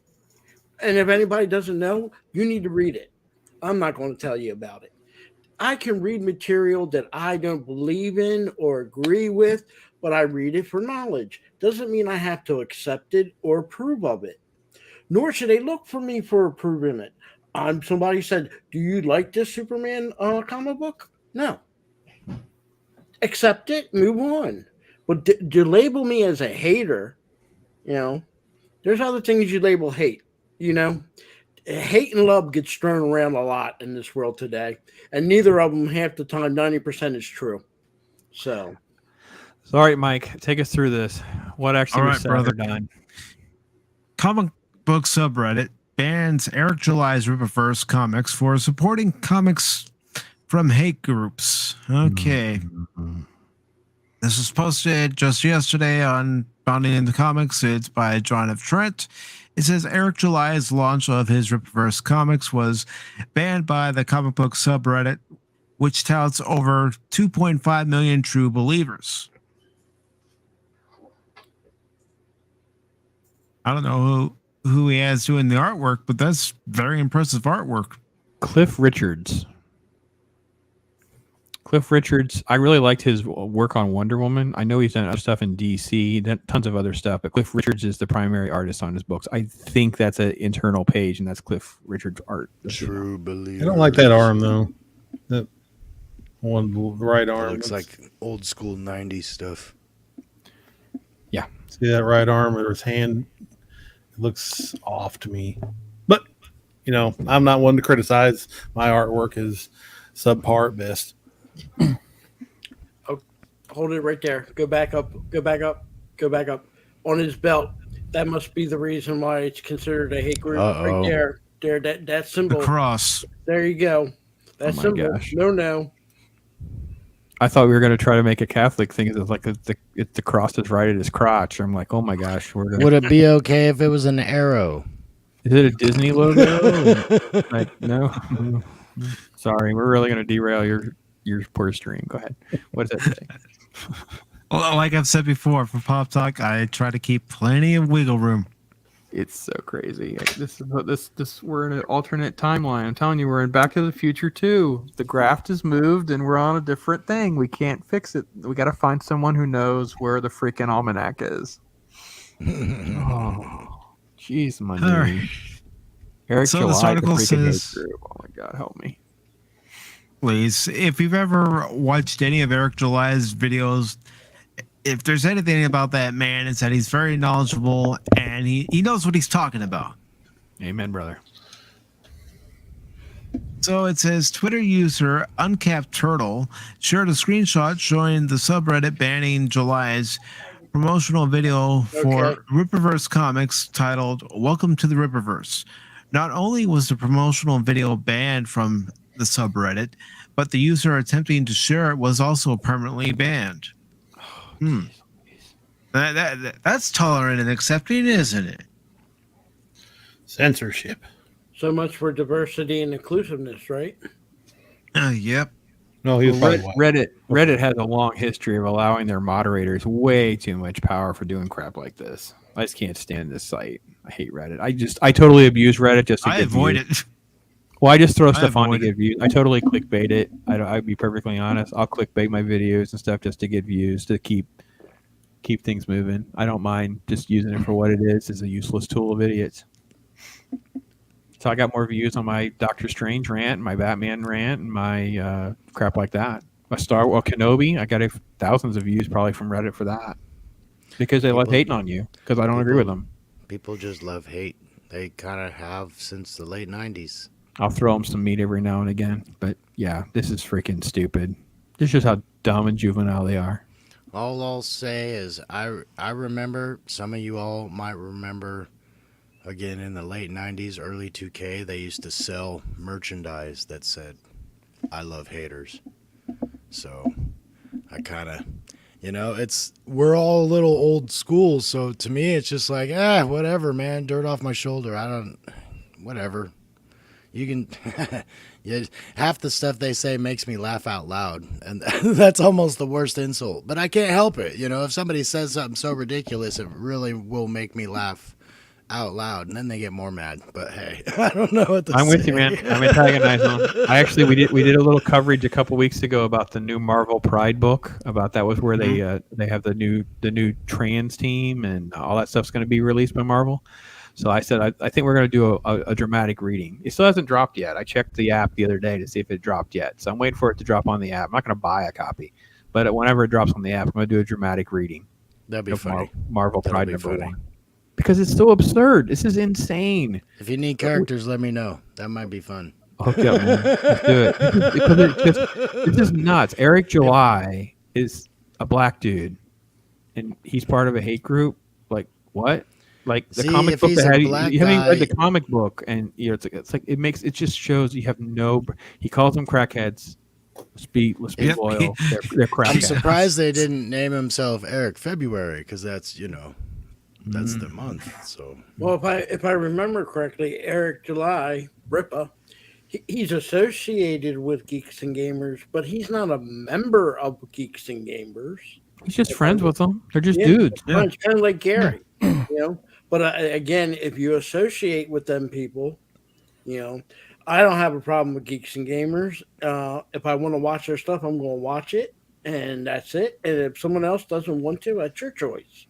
You got to be honest. If we're all generating videos, you're trying to generate a video regularly. If I watch one Ryan Kennel video, it doesn't mean I sign up to the other 1,000 that he may have done. It's such an absurd principle to live by. I wouldn't apply it to anything. It's like to say, hey, I watched this Keith Olbermann video, therefore I agree with everything Keith Olbermann says, or I saw this Dave Rubin. I mean, it's just such an absurd principle. Well, we learned that lesson a long time ago, because we saw the comedic generation that first stepped up against government. we're like, oh, that's so funny. That's so funny. That's so funny. And then they'd say something. You're like, well, I don't see that, but you're still funny. You know, I don't hate you because you said one thing I don't agree with. You know. Well, part of comedy was saying stuff that you didn't agree. Like this was the glory of Richard Pryor and George Carlin, was to offend me. I wanted to be offended by them because it meant, you know, you're going to deal with the hardest, difficult things. Yep. I never was a fan of Keith Olbermann. When he was in ESPN, it was a guy who was trying to be comedy that was doing sports. It didn't mix, because when you're watching the late night scores of, let's say, Sunday night NFL season, you want to see the replay. Some games you didn't catch because sometimes back then in the early 80s and 90s, you had blackouts. And the only way to see what anything happened in the game was to watch ESPN. I didn't like Keith Olbermann. Then he went and did what Well, that's why I chose Keith Olbermann as my example, because he's such a divisive character. Well, I'm curious what you both think now about Craig Kilborn. Don't watch him. Don't listen to him. Well, I mean, back in the day, he was on ESPN, and then whatever happened, I don't know the story, if he got fired or he left or whatever, contract, I don't know what it was. But then he hosted The Daily Show. And before Jon Stewart, I loved him hosting The Daily Show. He was super funny. But I knew he came from, like, I was like, wasn't this guy, like, on ESPN, like, 6 months ago?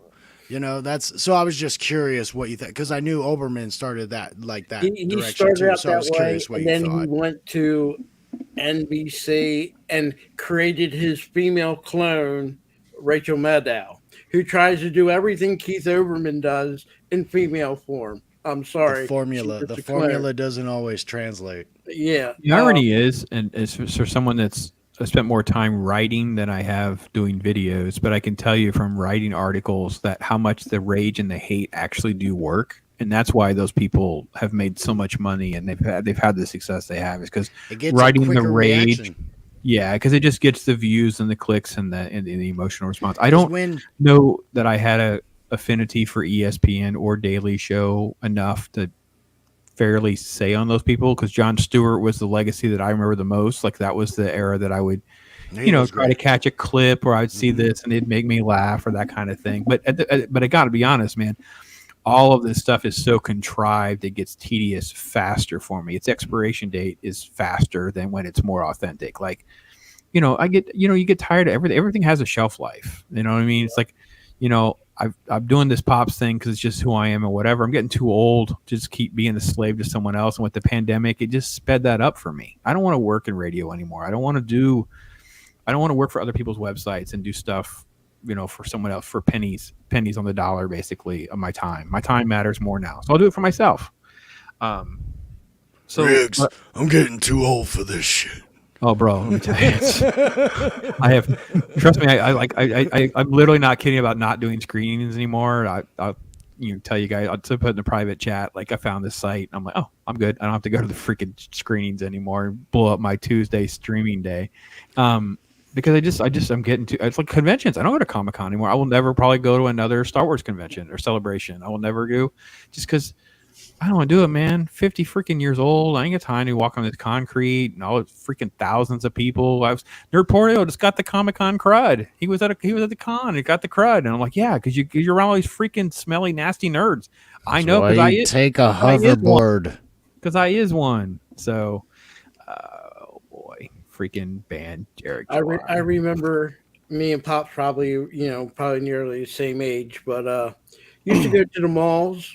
And it'd be themed, like baseball during springtime. So they have baseball cards, memorabilia in the middle of the mall, not in stores, in the middle of the mall. So you walk up and down that day and probably that weekend, and it was baseball themed. We didn't have the conventions yet. Then probably the next time, it might be cars. And I can probably tell Pops probably remembers Sports Yugos in the middle of the malls when they first came out. And people are looking, what is this cheap piece of crap? What was the Samurai? What was Suzuki Samurai? Never seen a Suzuki Samurai in a mall for the first time, and it was such a narrow vehicle. Oh yeah, Okay, Kathy, you got me. I know. Trust me, I know it's the mileage too, though. Let's be honest. Indiana Jones principle, right? It's the mileage. I might only be in my early 50s, but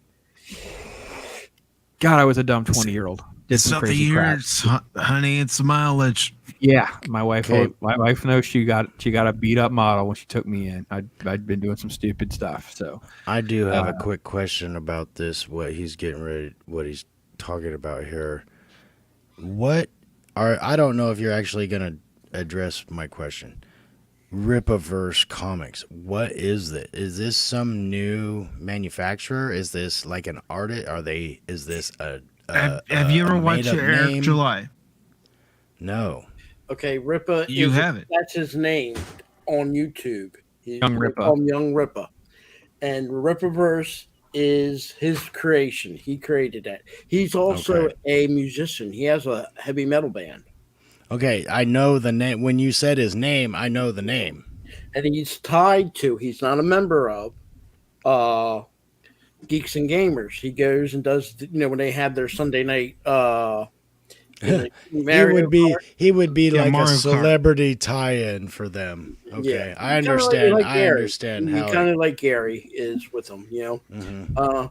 But this is his. he has a massive following on YouTube. He's probably got close to 500,000 subscribers. I'll He's totally very- say these pictures libertarian. of this. I'll Yeah, bet I right am here, right now. I'm one of them. I came in with comic books because he does these long form comic book videos. He's more libertarian bent, and he basically got enough money of his own money. He spent $200,000 of his own money. Got a warehouse, ordered all this. It's already It's being printed. All this stuff's being done. So it's kind of like a crowdfunding thing, but for him, he's like, no, I want to make a universe because as a fan of DC and Marvel, it was about the universe. And if you go to his actual website, the Ripaverse website, he has like these principles about like appreciating the customer, and we're not going to be all these time travel reboots and continuity Seems matters. like he's got that old school 80s, 90s comic hardcore mentality. old school. That's awesome. He is And an I'll tell you OG that expert the too. style like his I've videos are seen, awesome. I've heard of this guy a lot. I've seen a lot of stuff the last week, and I'm like, this looks like it came out in the 90s. Yeah. Like when the drawing style, it looks straight X-Men, Cable, That's what all this all Comicscape that stuff. is. And Hey, look, I'm it's doing- like I'd love to see this again. And if he's I'm doing doing this guy that, tomorrow. This is the Graham there Nolan. was Remember Graham there Nolan? was from somebody. Detective? He guy created Bane. Yeah, this is a Graham Nolan. It's like 90s work. It's like the 90s. Yeah, because I remember there was an artist that almost did this exact thing. He wanted to draw for Marvel so bad. He wanted to draw X-Men specifically so badly, and he couldn't get a job. He's like, screw it, I'm just gonna make my own comic. And he drew as good as any of those guys that did the comics in the 90s, but he was a nobody. And I love seeing this because this reminds me exactly. It's like, wow, there's other people that really want to do something and have the initiative and the ideas and enough ideas and spark that other people can jump on that. And he's like what you're saying, he wants to create his own universe. Okay, this is not this Marvel. is issue number 1. This is not this. It's 96 pages, so it's more like that's super thick. That almost seems like an annual. It's like it's bigger than. It's like almost like this is an omnibus. Let me see how big this is. This is Fosberg's omnibus. It's a graphic novel, basically. Yeah, I don't have one. A That's comic 90 book pages. would be like what, maybe 30-ish. 25, 30 pages, and then they'd have the annual that came out every year that was like a double sized, or whatever. Yeah, I don't know that I have one in front of me that's about 90 pages. I don't think I have one that's about 90 pages. But it's a good size, hefty graphic novel. Fables might be 90 pages. Let me see. No, that's a few hundred pages too. So it's probably, it's decent size. I think it's probably an annual or a giant size. I'd say like that 1/4 inch to a 1/2 inch binding. But it's ready to go. You're going to get this in August. This is not a crowdfunding one where you're interesting. like See, getting the something startup like money. this- No, he used his own money. Okay, I'm interested now. And also, when you go to the site, I don't know if it's still up, but when it dropped on Monday, he had like different levels. So the goal was $100,000, but then it was like, if we get to this, you get this. If you get to this, we do this. And it was like, once we get to a certain point, it was like, you're going to get the next 2 books within the same calendar year. They're going to go to print right away, basically. And then when you get to $1 million, all the part-time people become full-time. Oh, so it's totally And I'm like, crowdfunded. whoa. They're like, well, if you can get to this tier, we just pump this out. They're ready. It's ready to go. And but it's at the printer. It's like done, and it's that's like crazy. But it's also like investing in the company at that point. Like if you get to $1 million, it's like he's not even being. This is like true, literally a startup, like walking the walk of like the libertarian anarchist principles of like transparency. Like this is where your money goes, and I'm like, this dude. It's almost like he's going door to door. To people, hey, do you like comics? Yeah. And he knows who to talk to, and that's kind of the reach you get through these social medias. Sure. It's like, hey, who likes comics? I'm doing this. Let me tell you about it. Hey, sure, I'll give you $10 or I'll give you $10,000. Just depends. And again, he's done the grind. He's done the work. I mean, he's got. Let's say he has 500,000 subscribers. I don't know how many he actually has, but it's like let's say 400. I can look at it real quick. He has like let's say 10,000 backers. That's still 10,000 out of 400. That's still a very small number. But and even if you cut that in half, and it's like, like if he printed it and you sell 5,000 copies, that's more than a lot of comic books, man. In today's world. And well, also because today's numbers are all fake numbers because you've got all that money all those issues that go to libraries, all the incentives for variants, you got all the crap that just sits in the back room that never gets sold. I mean, it's just a freaking sham. This is what we need more of. The comic book industry more so. Somebody to take it and run the ball on their own. I'm all for it. I think this is what we need more with. I hate to say it, with all the rest of our entertainment. More independent people coming out, taking their ball and running with it.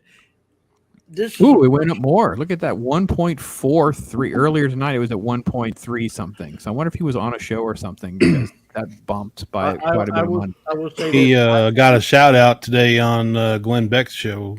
Ooh, there you go. Look at that. I would have 10 years ago. I wouldn't touch a comic book again. 2012. I was done with comics. I thought it was on the downhill. Seeing something like this shows me there's a chance it can come back. But it's got to be. It's about picking and choosing. Like the only stuff I've bought in the last 3 years has been Boom Studios stuff and Indiegogo, Kickstarter sites. Like I was showing you my desk. Literally, this is all independent comic guy stuff. Yeah. All this, and then there's another stack over here. Interviews, people, and these guys want to talk to me. It's not like I get blocked on Twitter by these guys. No, this guy talked to me. Signed my book. He reprinted all of his stuff in an omnibus. This isn't like low grade stuff. Yeah, it's black and white because that's what it was back in the day. But this guy wants me to be his customer. He wants me to do stuff. Like it's last time I went to a comic book store, I was looking to complete some old collection stuff. Amen, brother. I got that stuff over there. But it's a different generation because back then when I was looking for comic stuff you could find stuff from 20 and 30 years ago, and then granted the city you go to and the size of the population and everything and how many comic book stores they have is going to matter. But I talk to the people near me now and they're like, oh, we don't have anything like that. If you have that stuff, we don't have anything. We won't find any of that. Yeah, I had 4 different shops that are like that. Everything's different. All 4 different.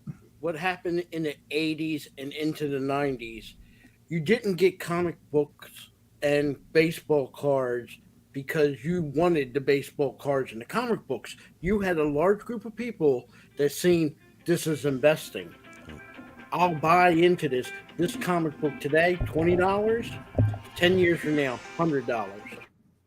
And then when the bubble breaks, like it did in baseball really hard, and comic books to a degree, it crumbled.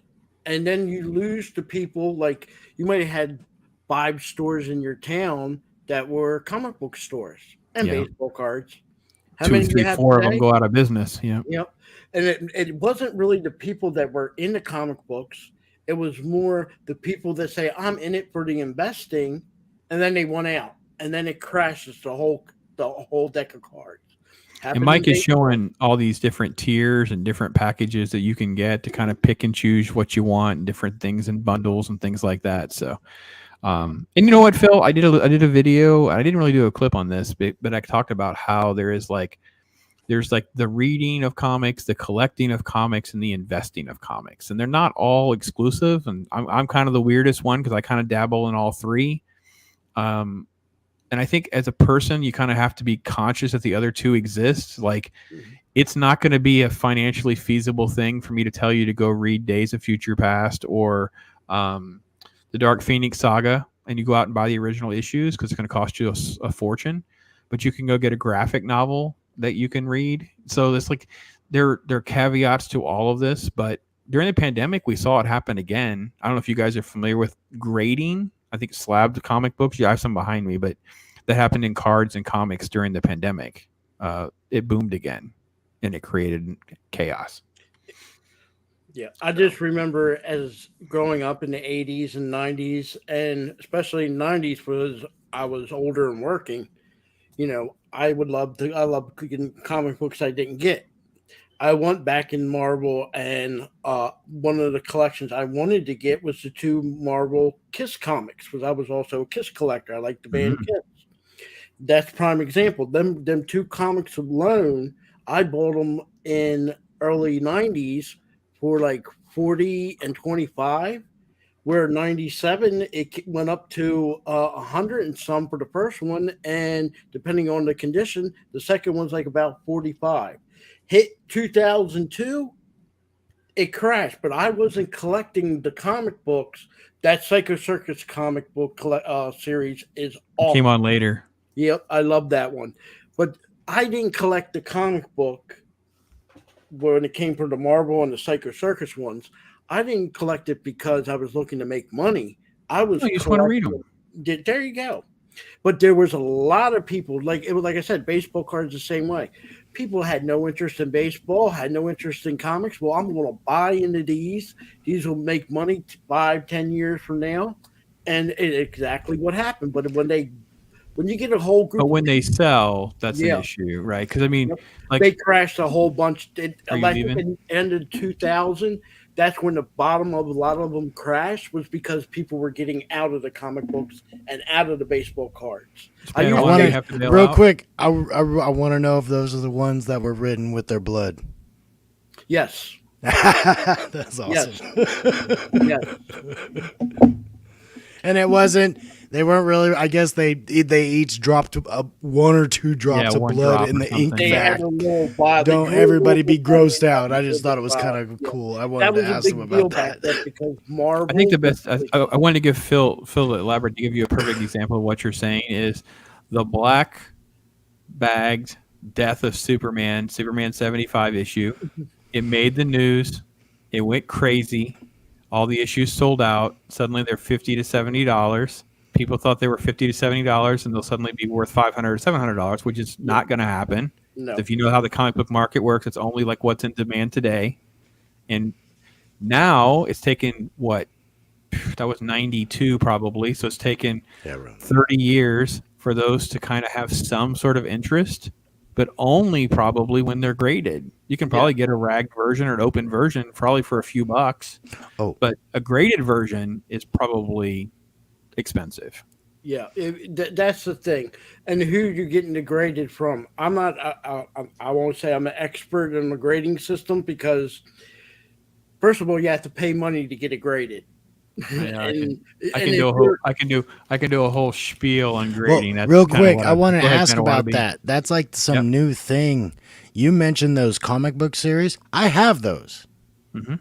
And everything I have is mint. Like, I read it. I got sleeves for it right away. They're in boxes, mint condition. I'm worried to open them because I think they might stick together. That's how little I've looked at them. You got to change. We got to change those bags and boards out. So we got to do. Yeah. So Padawan, we got to get those bags and boards changed out. That's what we got to do right away. Let me tell you right now, if your collection has been sitting wait, real quick.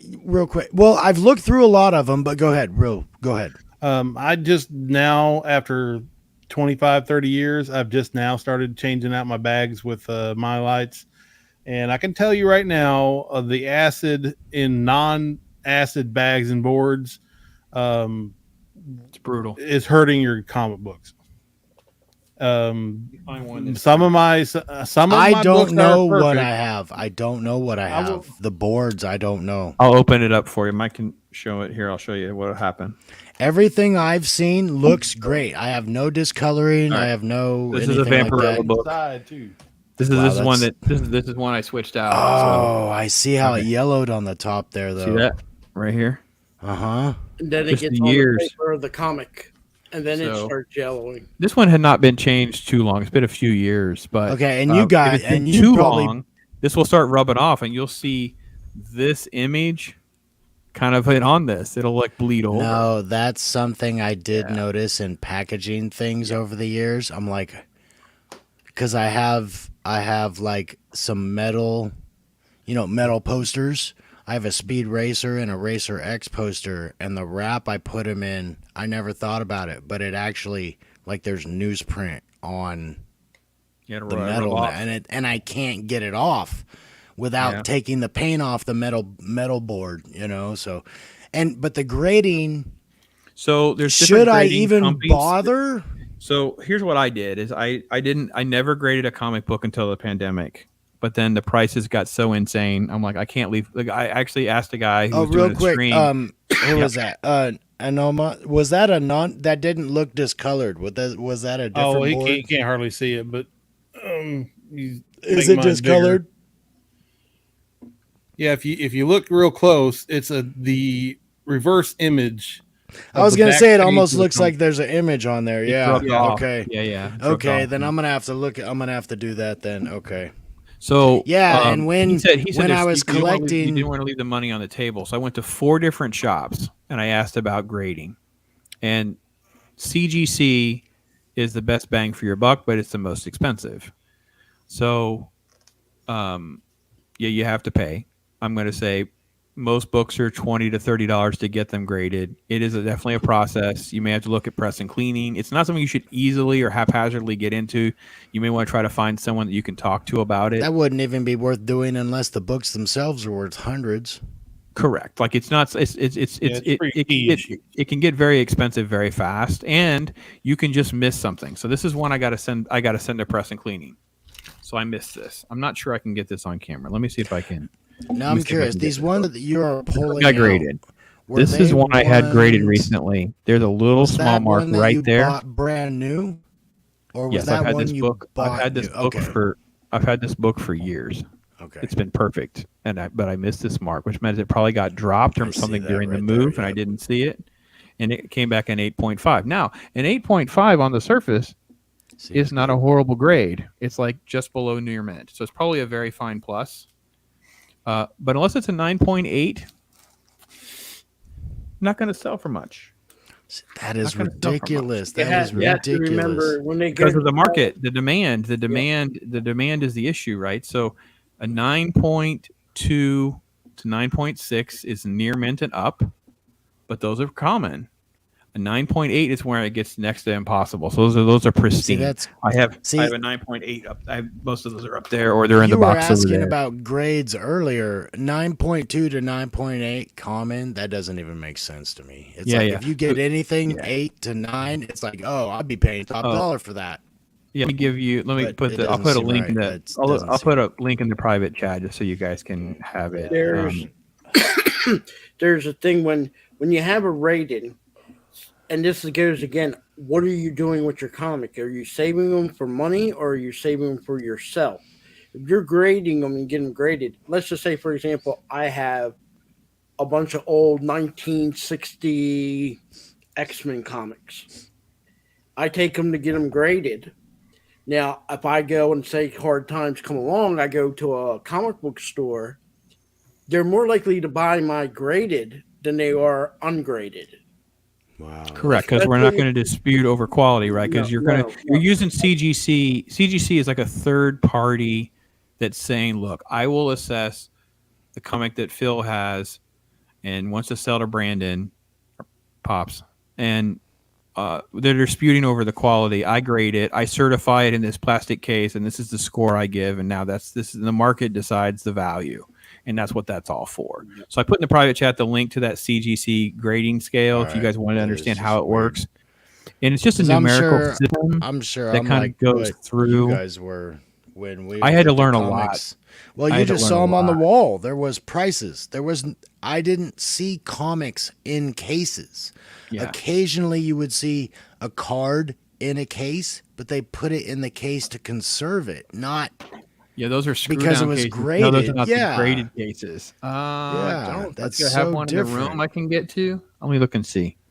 Okay, I'm gonna have to talk to Pops about some of my stuff then. I went to 4 different comic shops in my area asking for help, and it was awful. So I went to the comic shop, like you were Yeah, saying. they They only don't know sold new much. comics. They don't know anything about anything. I went to the guy that ignored you, doesn't even acknowledge that you're in his store. I went to the one guy that tried to be helpful, didn't know anything, and he told me to go to the 4th shop, and that's the guy that helped me. And he basically referred me to a press and To cleaning a guy. different place, guy. Yeah, that's how it's been. Yeah. Let me see Or if I you have get that one guy that knows Okay. what you're getting ready to sell, and let's say you want to sell the comic, so you want to get it rated before you go sell it. Well, Gosh, to get your money's worth, but if you're he's not, going to tell you, oh, this is going to take. Normally, if you went to a comic book store or whatever, even with baseball cards or any type of collectible, you go up there and say, "Here's my comic." Now, if he wants to buy it, or you might want to sell it quickly. He's not going to give you full market value. He might give you 1/3 of whatever the value is. So you got So to make money. if it's $30, you're going to get $20. well, and I've Maybe. always looked at If it that you're lucky. way. If you're You're lucky. basically swap meeting the thing. It's like, well, I'm selling it to you, and the guy's got to think, okay, how many people actually come in to my store looking for stuff like this? It's not like now where I can put this online, I can reach all these kind of people, but I've always looked at it that way because people look at my collections and they're like, you got hundreds, thousands of dollars. And I'm like, no, man, I'll be lucky to get $5 for any comic or action figure unless I'm selling it to the perfect customer. Yeah, it You depends. know. So again, I know we're derailing your show, Mike, but so My collecting. fault, sorry. No, you're fine. Collecting 101. We'll start with a card because a card's easier to illustrate. So let's start with a card. So random card out of a pack, right? Just get a card. This one happens to be serial numbered, so it would be worth money. You'd be like, "Oh, that's exciting! I'm going to keep this card." Then you can get a plastic sleeve. I have all that, yep. So plastic sleeve. Well, it's worth a little bit more money than that, so we can put it in a little plastic case. So now it's in a little plastic case. So now if I drop it, it's not going to get hurt. Now, what you were saying, Padawan, when you go in stores back then, they would be in harder cases, or they would have a screw in them. Screw downs, yeah. So there's I have screw a few. downs. They're not in any of this. They're just in this, in a screw down. Yep, yes. Okay. They stopped doing that because there's no reason to. And what they can do now is they would say, all right, so this started in cards before it started in comic books. You would ship this away. Third-party vendor. PSA is the number 1 company. We grade it 0 to 10, 10 being the highest, blah, blah, blah. Now we don't have to negotiate over the quality or the grade. We say, okay, the quality, the market decides. So now this card, raw, they call it raw, so it's not graded. It's just a random card on eBay. It's raw. Let's say this sells for $10-$20. I don't know what the price is off the top of my head. $10-$20. It's graded a 10, $300 now, maybe. Okay. It's exponentially more with these high grades. And then Because the only thing I ever bought like that was, we'll probably all remember them, but when they did the 3D holographic cards that looked kind of black, like the background was all black, but then you looked I at the remember figure those. and it'd be kind of lenticular, like you move the card and it would kind of change, like there's a yellow and orange and red version of them. I got a Wolverine of that, that 3D holographic card, and it was already put in one of those pressed screw down cases.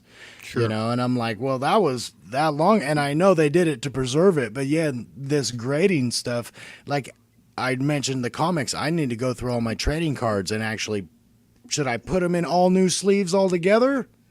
Again, it depends on what you have, right? Because everything has gotten expensive, so you kind of have to figure out your cost benefit to what you're doing. Got to be honest. If you have original, you guys are talking about original Claremont Uncanny X-Men.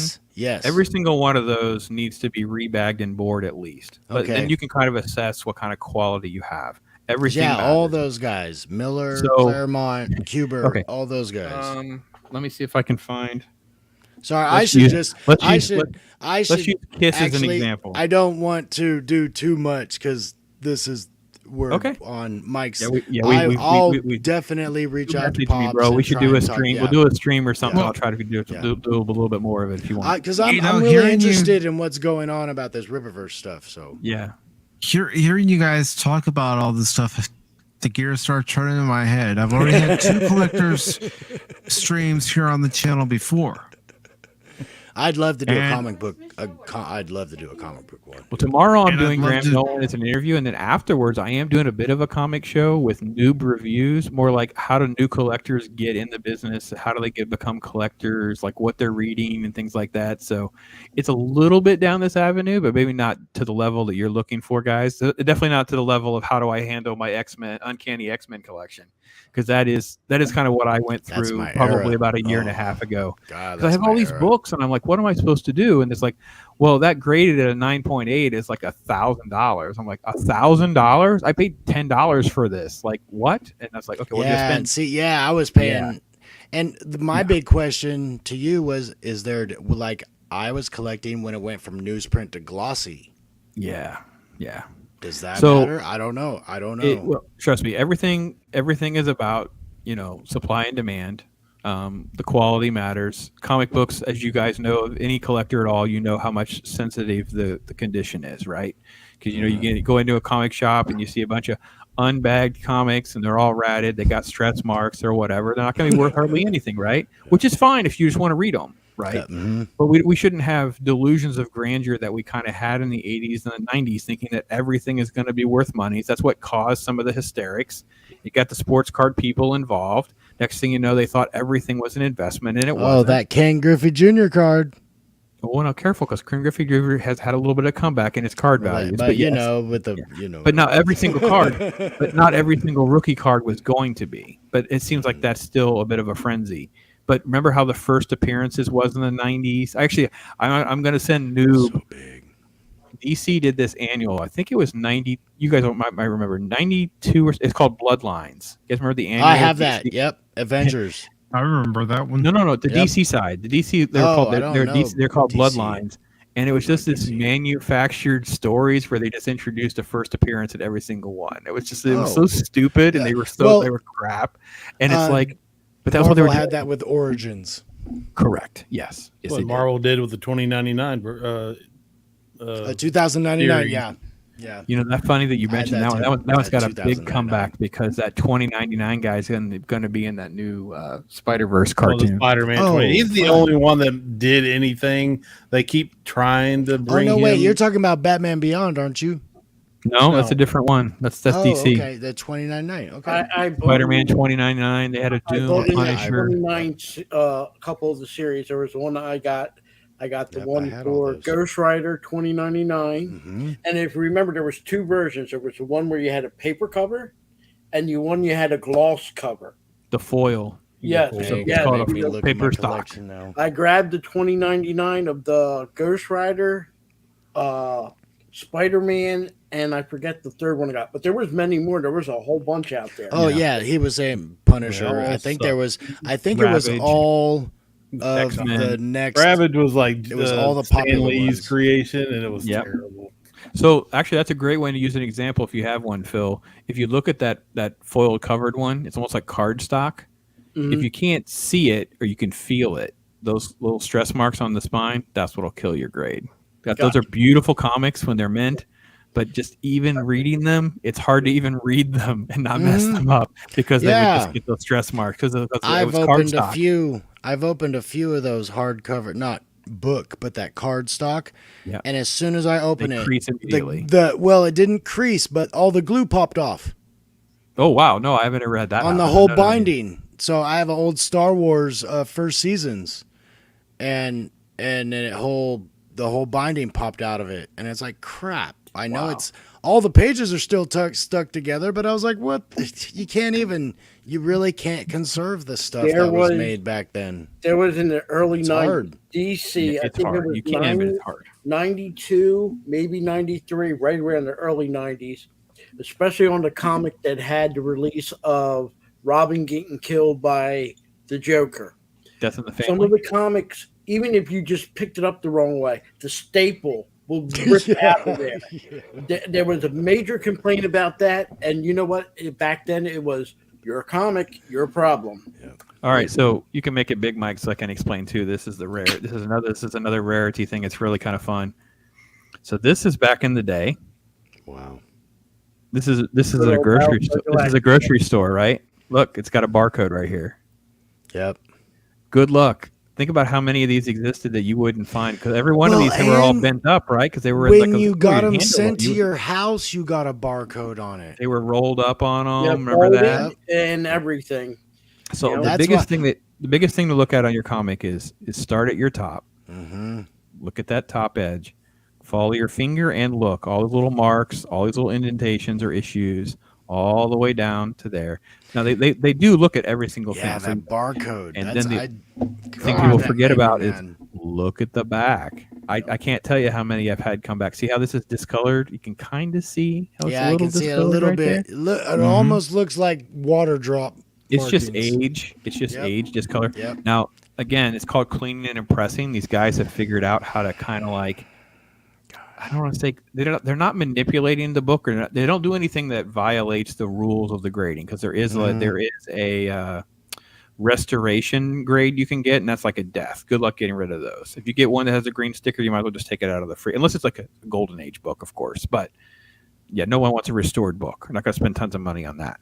You can have it kind of cleaned and pressed, and they clean it. I've had to have a crash course on trying to be, I'm at least a decent novice.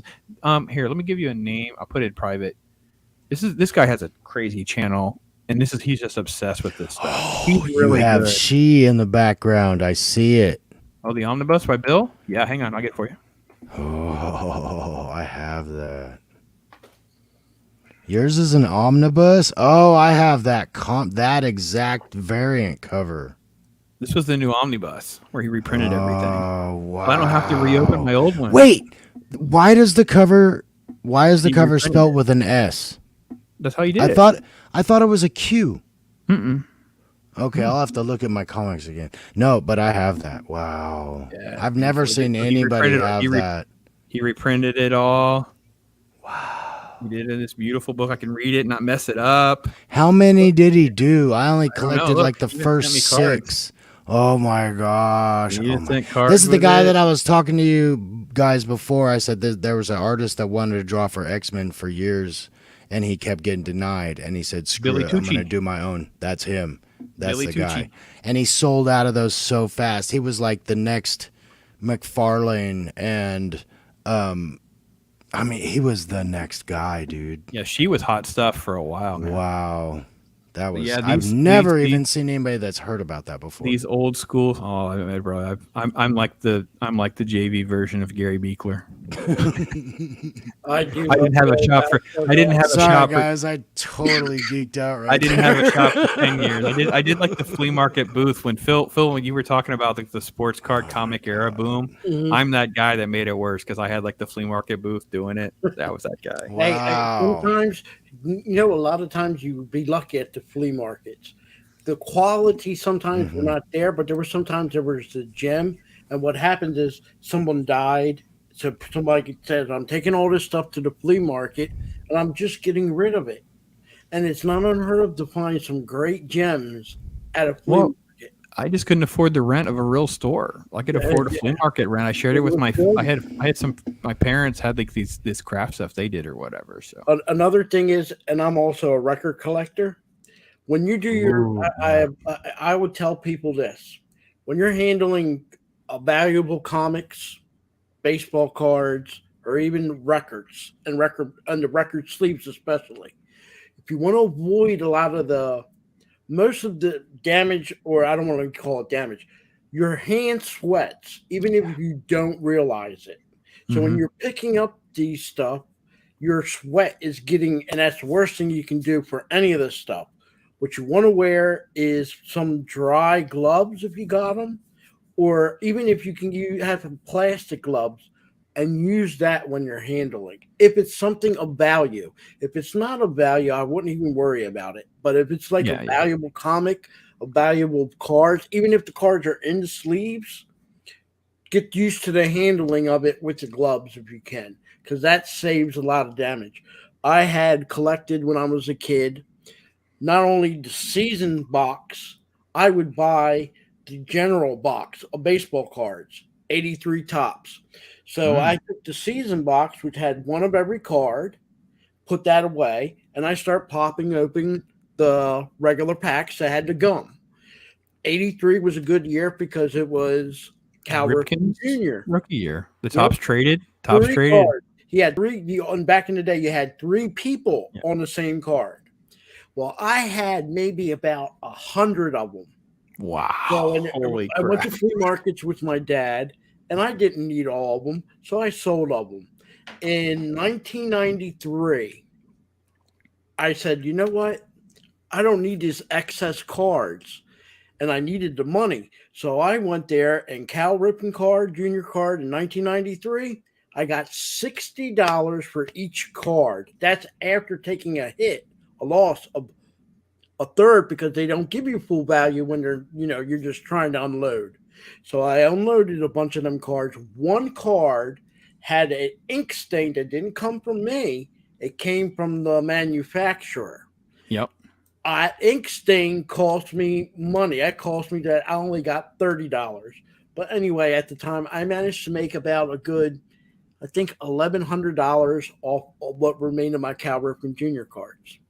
But I still have one. I had the complete 83 season set of tops. Now, if anybody knows about baseball cards, later on, they start coming out with the Don Ross. They were a little bit more expensive. Tops had an additional thing. Fleer was big, and Fleer also had your All-Stars. If they were selected for the All-Star team, they got a big picture. It was like the shape of a card. So it was like about a small picture size. I want to say like maybe 5x6. I put in private chat a picture of that card that you're talking about, Phil. The three player Tops rookie card, not the Tops traded one. Because the Tops traded one's even worth more because it was extremely rare. Yep. But like the one that you're talking about, the Tops used to have your rookie card for each team. Only had three players on each of them, and Cal Ripken was one of the three. Yep. You didn't get the special Kenny Griffey Jr. rookie card till later. But if he was in 83 and he was a rookie, he would have been on the card of the Seattle Mariners with two other rookies than himself. That's just the way they did it.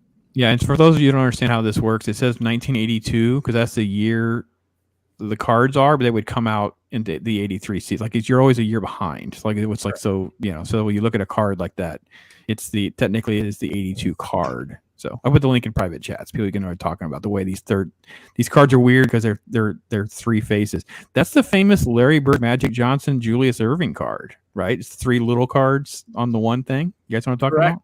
Correct. That card's worth $10,000 or so. It's freaking insane. I took mine apart as a kid. Yeah, this Cal Ripken Jr. card. I had, like I said, my dad bought me the big box that you would buy for individual. A kid would go up and say, "Here's 50 cents. Give me the pack," and it had the gum. Like I said, I already had the 83 complete season, so that was set aside. So I had I must have got out of that whole box maybe about 100 or so Cal Ripken Jr. cards. Well, you made them rare, Phil. They're all your house. Rare. I wish I kind of wish I held on to maybe 5 of them. Of course. How could we all not wish we didn't have a few? Yeah, it's crazy. But I didn't think about it. I thought I had the one, which I still have. At that time, I really did need the money, and this guy was worth a lot of money back in 92 and 93 as a rookie. That's all I can tell you. Mike, you're a Cubby fan. What's the rookie card you got? You got a collection of cards? I do have a collection of cards. I actually have a Sammy Sosa rookie card when he was with the White Sox. The 90s, yeah. Yeah. Do you have like a Sandberg or anything? I have a few Sandberg cards. I don't have a Sandberg rookie card, unfortunately. Cool. Maddox was a rookie card on a Cubs card, I think. Yeah, he was. Unfortunately, I don't have that card either. I've been looking and looking, and I haven't been able to find it locally.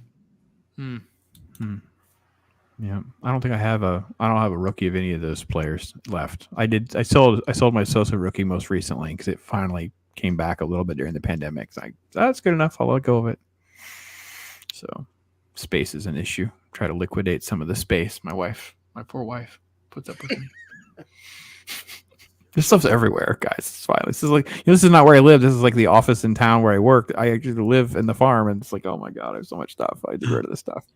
Well, one thing I've been thinking about as we've all been discussing this, and you've been explaining, the different grades of the comic books, is having a third collector stream, which I would normally have it on a Saturday, like I'm having this upcoming stream talking about video games this coming Saturday. But since you're on the farm on the weekends, I'm thinking instead of a normal Wednesday night edition of Pop Talk where I have these different articles that we talk about, I'll make that day the collector's stream, and I'd love to have you come on, Pops. And I could do it next Wednesday if it's after my Mike Barron interview. I have Mike Barron at 5:30, so I can maybe do after I call my wife, so maybe 8-ish or 9. Yeah, I could probably pop on afterwards. We could do something. I'll text you. Or I'm sorry, I'll message you. I keep referring to Twitter DMs as texting. I don't know why. I'm still boomerang. Sorry. Yeah, I could do next Wednesday night. We could do something. Yeah, we could figure out something. If not, we could do it a week or two after. I was going to say, I don't know if I would do it next week, maybe 2 or 3 weeks from now, to try to line up some guests. And okay. We'll figure something out. Yeah, sounds good. I could do a Wednesday. I can do anything later because I normally do the 5:30 streams, and then I have the interview stuff that I've been kind of trying to figure out how to jump. Because I have like the Tuesday, Wednesday, Thursday is my sweet spot for streaming in town. Once I go back to the farm, I can't really stream live. Just not going to work. But we can talk about whatever. I mean, literally, guys, I didn't prepare for any of this. I'm just literally just talking shop, just as though we're all standing around. Bar one talk. of the shops from my childhood, man. When I was in college, especially, that was when it was like full on. I was in college and I started doing the flea market stuff. Like Green Shift Comics was close to the school, and Merlin's was right almost on campus. Those were the two comic shops that I lived in college. And then at the end of college, New England Comics opened on the other side of town where I worked at a movie theater, and that's where I discovered Tick and Ninja Turtles was the first appearance of Crow, and this guy had like all the indie stuff. Like I'm down there. Then I was like, oh my gosh, I'm hooked on a whole new level. Like, oh my gosh, what's happened? So yeah, no wonder I'm poor. Farmers markets and flea markets were the place to go back when, like, Pops. I was serious, man. I loved it, but I couldn't afford to rent of a real store. You used to be able to go. In my area, we had like 5 different flea markets and farmers markets, which most of the farmers markets did host the flea markets. And like I said, some of the surprises you can find there, like I said, sometimes people just like myself in the late 90s, early 2000s, I got rid of most of my comics. I got rid of most of my baseball cards. That's probably people like me buying them up because that's about the time I walked through. There's a little flea market on the other side of town. It's called the Oldsmar. It's like a wagon wheel flea market. It was real popular back then. I think it's defunct now. And it was in that 90s era where we didn't have Star Wars anymore. Remember how things kind of got like gloomy, like we didn't really have anything? This guy had he had Star Wars issues 1 through 8. And they were in pretty good shape. I bought them all. My wife at the time was like, what on earth's happening? I'm like, I'm buying all these comic books. All of them. Yeah. For me, if you remember, when Star Wars came back, when I mean came back, it was Shadows of the Empire, because it came out in the malls. It was almost like a movie, but we didn't get a movie. You got the toys, you got the games, you went to Spencer's, they had all this stuff. But for me, it was a good time because I was also a Kiss fan, and the original band came back. So it was almost a nightmare because I had to divide my money up between what I wanted to collect in Kiss and what I wanted to collect in Star Wars. Now, all I got really much left is majority of Star Wars. I was fortunate. Like I said, my dad used to work for a comic book press. He did what they call it, the classics. It was like The Invisible Man, that type of stuff. So when he passed away, he had 2 big boxes of classic comic books. I didn't have the room, and I had to choose. So unfortunately, I got rid of the classic comics. Sold 2 boxes of them, and I made $1,500. That was back in like '97. So, but Surprised you didn't set them on fire, Bill.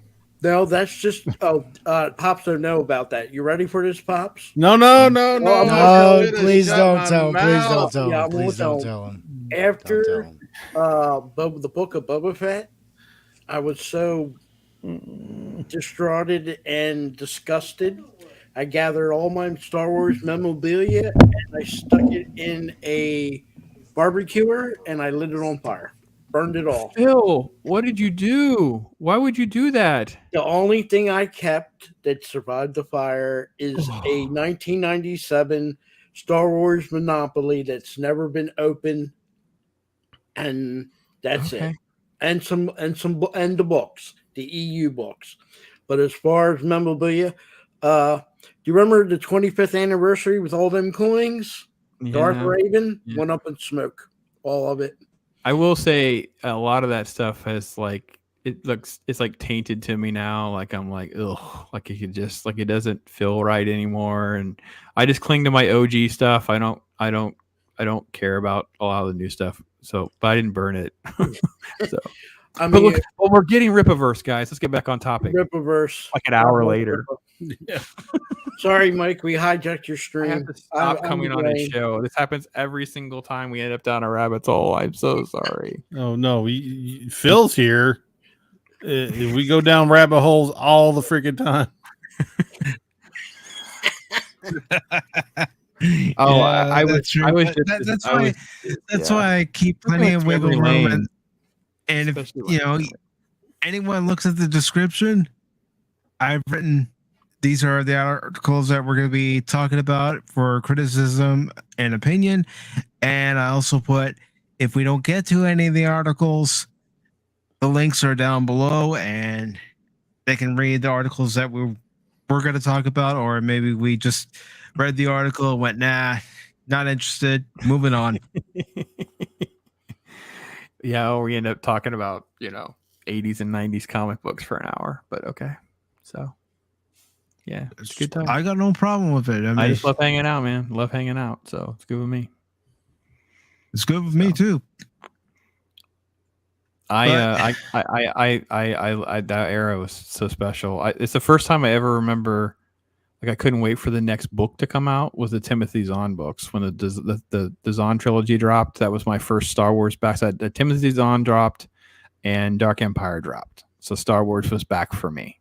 And then we had the trading cards, the Star Wars Galaxy trading cards, and it was like it started like around '93, but probably a little bit before that. Do you remember the little figurines? There were like maybe an inch or two, and you used to go to like the Walden bookstore.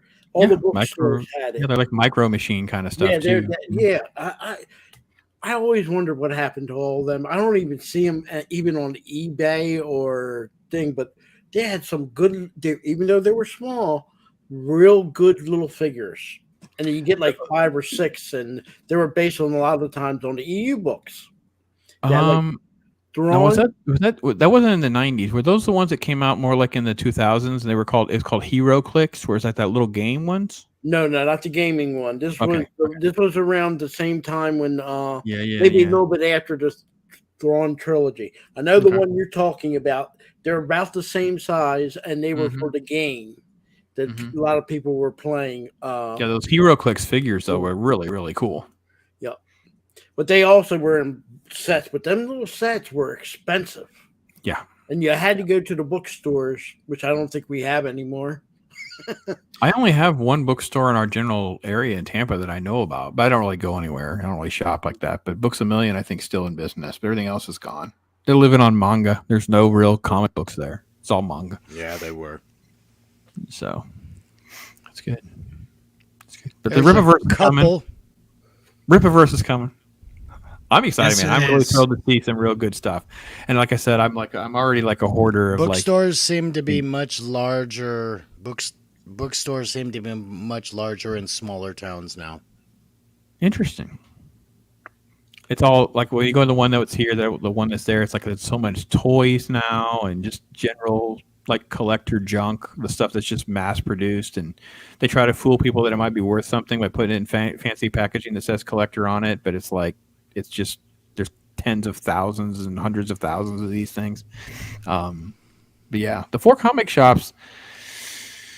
One guy only has back issues. One guy only has new stuff. One guy has a good mix. He has some models and stuff, and the other guy is more like that. He's more like the Funkos and stuff like that. So we have a little bit of everything in the shops for different experiences. So we'll see what lasts. What are you guys into collecting right now? Do you collect anything right now? You're like, I'm doing this. Everything. Actually, I'll be honest. The chat blew up over Star Trek stuff, and I was like, "Whoa, chat's going crazy on Star Trek stuff." Whoa!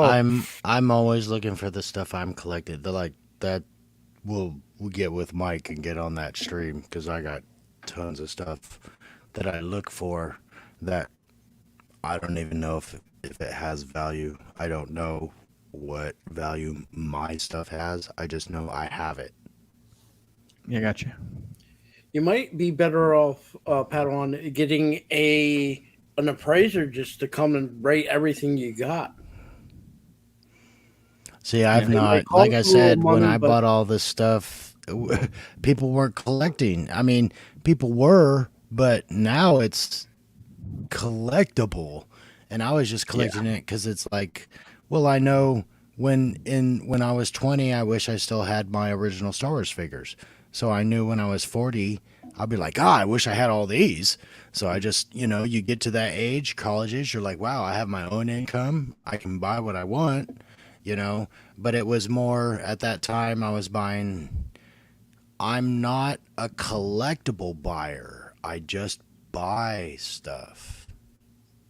Well, like I said, there's different. It's like reading, collecting, and investing, and there is kind of a Venn diagram there. And if you're trying to move stuff that you read into the investing category, it's like I always hate to be disappointing. I never look at it that way because it's like I looked at it, I used it. I don't care I don't even care if I ever sell it. It's just right. I bought all this stuff in the 90s, and now that it's 2022, it's like they're never going back to this stuff.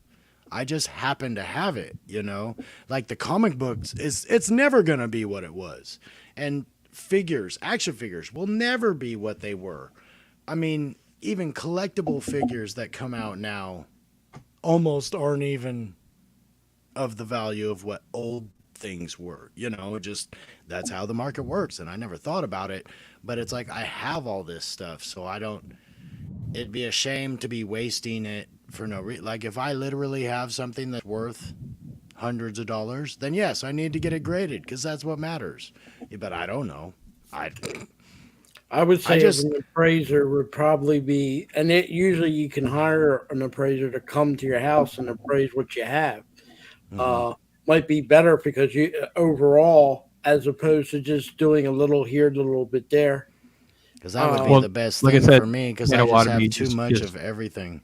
Yeah, like I said, Padawan, just DM me, Mo. We could set up time to talk more though, or something like that. I'd be more than happy to kind of help. I'll just at least tell you how I went through all of my stuff. Like there was no way to begin. What do I do? You have thousands of things. Where do I even begin? Yeah, never even thought about it until you started mentioning it. I was like, well. And I will say, if nothing else, I almost will 100% be sending you to a local comic book shop to get some bags and boards, so we can at least get some of those. Oh yeah, that for sure. And I have. Okay, I have old bags, but they've never been used. Like I have a package still. Should I just throw that away? if they're that old, they might just be bad. I don't know.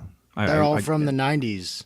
Oh yeah, they're I mean, probably bad. I stopped collecting in probably 96 or 9. If you know X-Men storyline, I could tell you exactly when I stopped collecting. But what's the story? Yeah, it's like a trivia. I'll take it. I'll take it with challenge. It was I always want to say it's Holocaust, but that's not the name of the enemy. Extinction Agenda. No, it was Onslaught. Onslaught. That's it. The Onslaught storyline is right where I stopped. 300s, the late 300s. For a stupid reason, I should have finished that storyline out because I was good. It's not bad. It's not bad at all. But that's exactly where I stopped. The Onslaught storyline, in all the X comics, I collected them all. That's awesome. Because those hologram covered ones are really nice. I love those hologram ones. Yeah, those hologram with the hologram cards. Yeah, the Wolverine, all those. Yeah, God, all those from the 85 to the 90s. Their crossovers and their special foil covers and just all that stuff was just amazing stuff. And the writing and the artwork, like you named all these artists. I was like, yep, got that. Those are all the names I remember. Just because that. You learn the term don't judge a book by its cover, but when these guys were doing that artwork, you could. It was like, I'm going to buy that book because of that cover. Oh, and yeah, no, I'm totally amazing. It was amazing. I'm a cover prostitute. I love covers. I don't really care. I literally have here. I'll show you one I had graded here. Let me get it.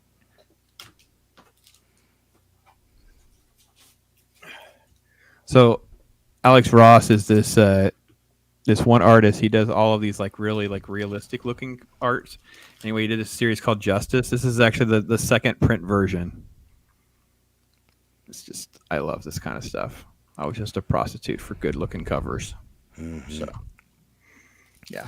Well, they would do the I don't covers care if I sell that one or not. I don't care if I sell that one. And occasionally they would have, we have guest artists this month. Or they would just do like an 8-page spread in the middle of it. And it's like, and then I think the reason why I stopped collecting at the time was because about half the books, like Excalibur and X Factor and a few of the other books, their artwork and the writing took a huge dip. Oh, yeah. And I was just like, I don't even want to collect. There's no interest in these ones. And it was weird because I was collecting them for years. And then all of a sudden it's like, this isn't even worth paying $2 for. And they had so many titles. It just got to be too much, I think, in some ways. Well, I mean, literally, what was it? X-Men, X Factor, Uncanny X-Men, Wolverine, Cable, New Mutants was a title for a super long time. Generation X was a new title. Yep. They had X Factor, Alpha Flight, Alpha, yeah. And I mean, forget about all the spawn offs of X. Yeah. X alone probably had 7 or 8 titles every month. Yeah, it was a lot. Because you even had Cable, and Cable was it's like how Wolverine was. Well, Wolverine's in X-Men, but he has his own comic. Yeah, they put these popular characters in everything. X-Force. Cable anything to sell a comic. Yeah, Cable took over. New Mutants graduated from Xavier's school, became X-Force, and then Cable took him over. But Cable still had his own book. Mm-hmm. Yeah, Dan Fraga worked on Deadpool, a lot of that. Deadpool and Gambit were both introduced in they had their own stuff. Eras Magneto too, even had solo issues, so they all have little solo miniseries and stuff. I have Rogue's 4-parter, Gambit's 4-parter, Deadpool's 4-parter. Yeah, everybody had a 4-part And I will series. say this: Marvel does have books that have beautiful covers. The problem is when you open them, the inside art is such a letdown many of the time. Like there's a Moon Knight that they released actually pretty much in conjunction with when that show dropped, and that cover, there's like a McNiven, I think it's how you say his name, McNiven cover. It's freaking beautiful.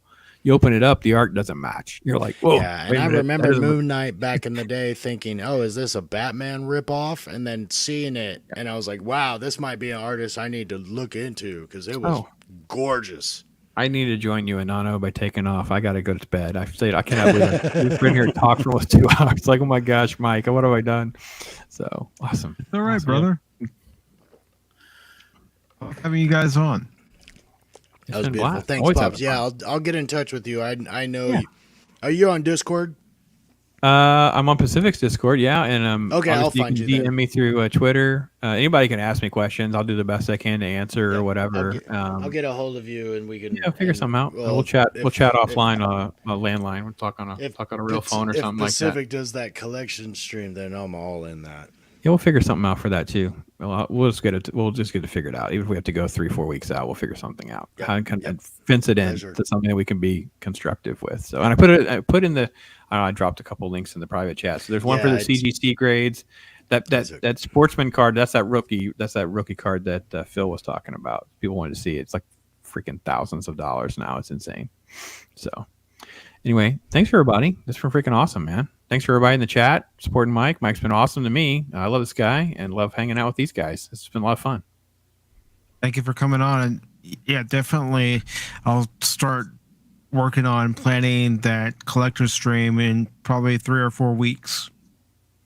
Sounds good to me, man. We'll figure something out. Sounds good. All right, you guys take care. Have a great night. See you, man. Have a good night. I'm out too, fellas. Y'all have a good night and stay frosty and, all the good stuff. Thank you for coming on, Anonymous. Yep. It's always nice to have guys like you and Pops and the Pat I want to be and Phil on the panel and anyone else who decides they want to join in on the panel. It's like having Jet Sparks 373 on the panel a couple times. That was real nice. And yep. Very good. See you. All right. Bye, guys. I gotta go. Bye. Night, brother. Sorry. It's all right. It's all right. I just don't get it. And that's why we do the YouTube thing, right? These are all people Right. that we wouldn't normally talk to in real life. And I was like, oh my gosh, I actually can ask somebody that knows something. I've said this before, and I'm going to reiterate it right here, right now. If I had an issue, I would be saying something that you would find out. Trust me, you would find out. But I don't have any issue. That's why I try to keep wiggle rooms. That's why in the description I say any articles that we don't get to, that's why they're still there in the description. Because, we'll get to a topic and we'll go on and, a little run with that topic because we're so invested into it. And it's still popular culture, even though it's not entirely current. It kind of is. It doesn't have to be current. The things No, that we collected, your father, your grandfather didn't collect. They collected something totally different. Think it this way. I can remember with my father, his army men were made out of what they called a pewter. They were made out of that metal. Pewter. Yeah. And then they came along, then they went to like a light little aluminum, and then we got the plastic army men. I don't see any worth in the plastic army men other than playing with them. But, that's how things change. I mean, think the toys. Most of their toys were made out of cast iron. Or like the Tonka trucks were made out of, even for me as a kid, that was real metal. You don't find. Yeah, I got a story of me putting a Tonka dump truck through my sheetrock in my mom's house. They were heavy duty, that's for sure. Heck, I had the Tonka dump truck and also the crane. And yeah, I was going to say that metal. crane. It wasn't made out of plastic. It was metal. Yeah, you could sit on that crane and work it. Mm-hmm. When we were little. We had big wheels. I wouldn't recommend sitting on it now. Do they sell big wheels anymore? I had big wheels, and I had this thing called the Green Machine, which was basically like a long version of a big wheel. You just laid more back. It looked like a custom big wheel. Had adjustable seat in the back, and you had a handbrake on it. But that was probably like, that would have been late 70s, early 80s. Mm. I mean, Yeah, everybody I can't even remember the last time I saw a big wheel in the store. When you were a kid, I can remember always wanting a pedal car. Now, today's world, a 6-7-year-old, he gets them with a motorized, like the motorized Barbie Jeep. But for us, Yeah, the Power Wheels. Yep. For us, we had pedal car, and people don't know what a pedal car is. You had two little things like a pedal on a bike, and that's how you moved your and there were metal cars. Your Mhm. car, you know. But like I said, what they collected, our parents collected. You could see when we got older. When we got older, they weren't of value because it didn't register to us. As we're getting older, I mean, today's world, kids today, they don't collect baseball cards or cards anything, and they don't play with figures or anything like that. They don't even barely play with board games. When you and me were a kid, Mike, there was like 1,000 different board games. I'm not just talking Monopoly and Sorry. There were all different types of board games. 20 years ago, you could walk into a store and there'd be an aisle of board games. There'd be a full aisle of puzzles, a full aisle loaded with action figures for kids. Models. Don't forget the models. You don't see models. We had games or that model weren't kits board anymore. games.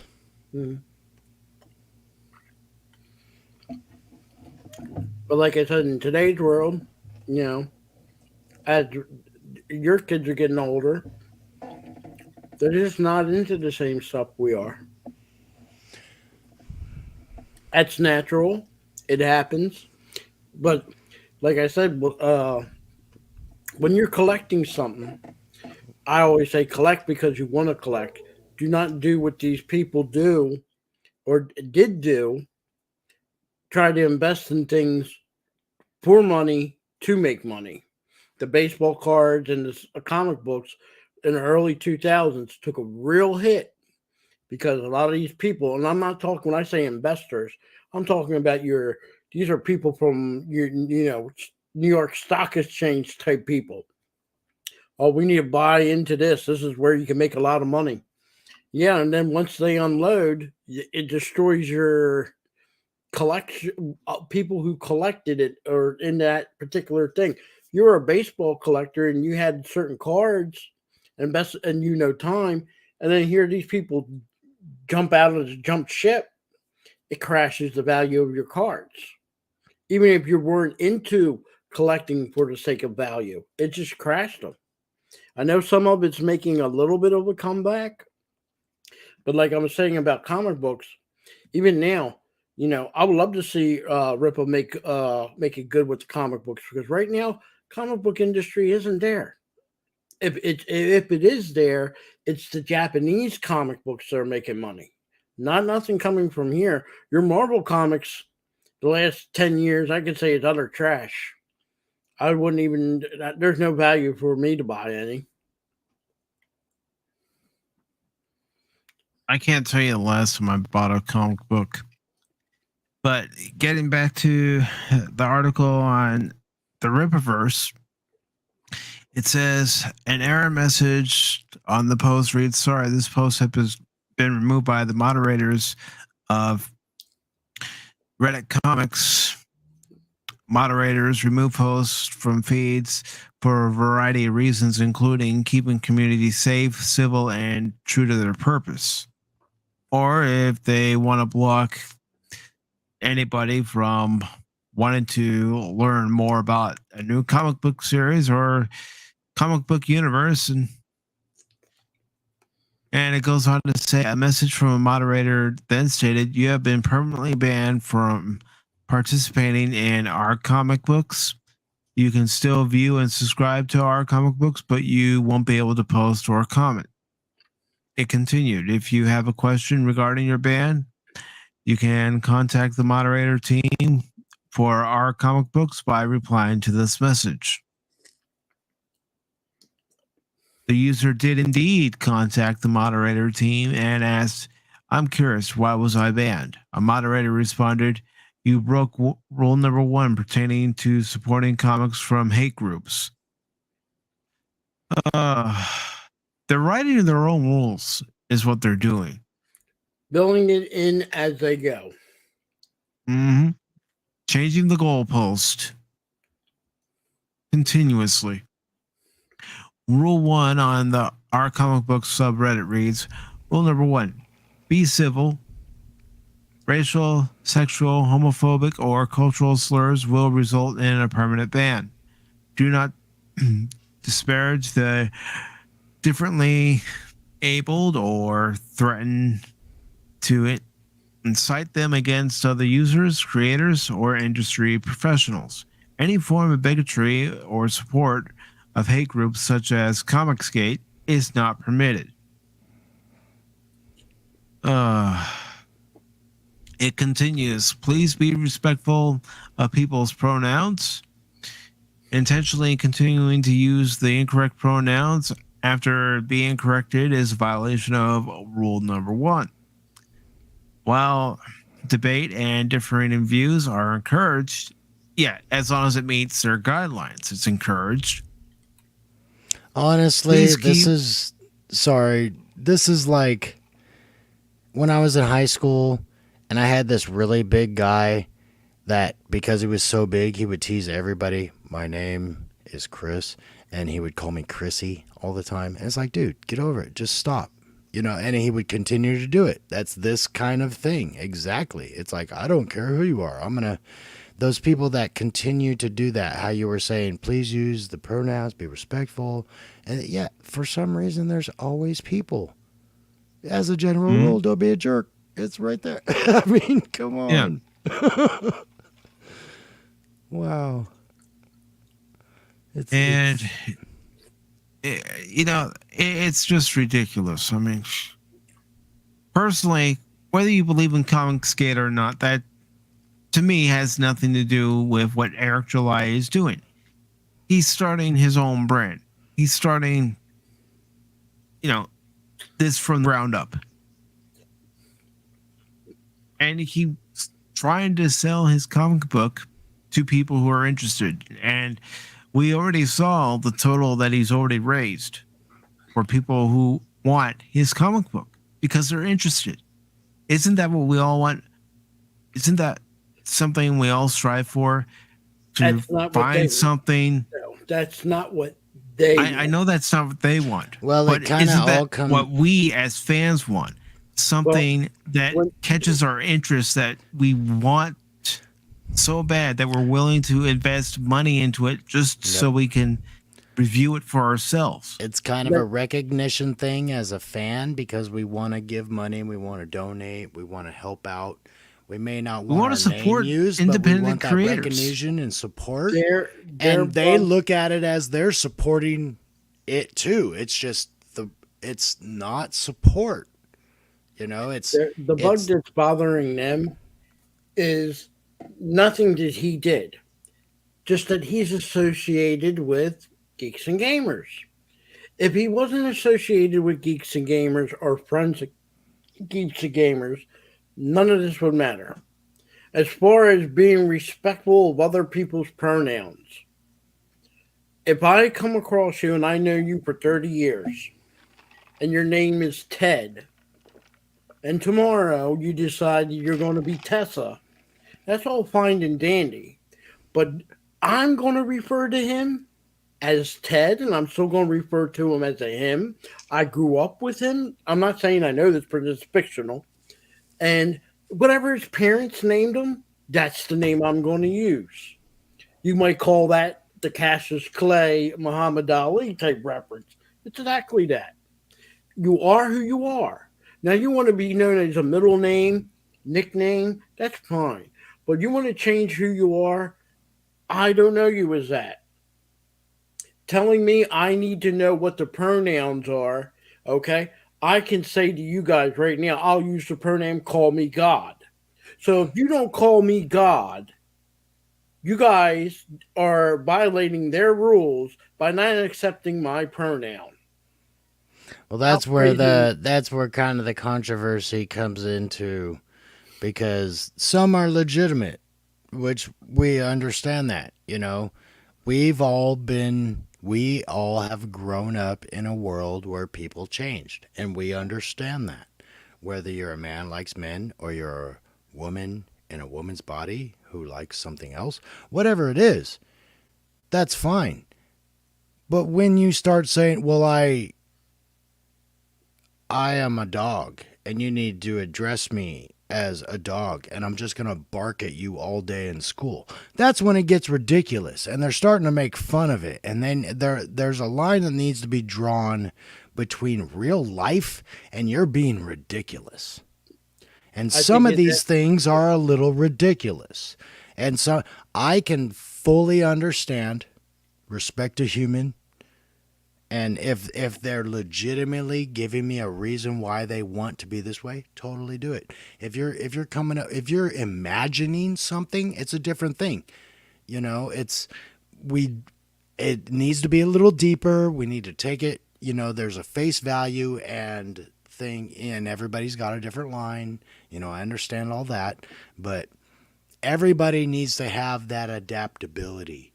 No, we've all understood the only thing in our life is there are no absolutes, and I understand that, but there's no room for ridiculousness.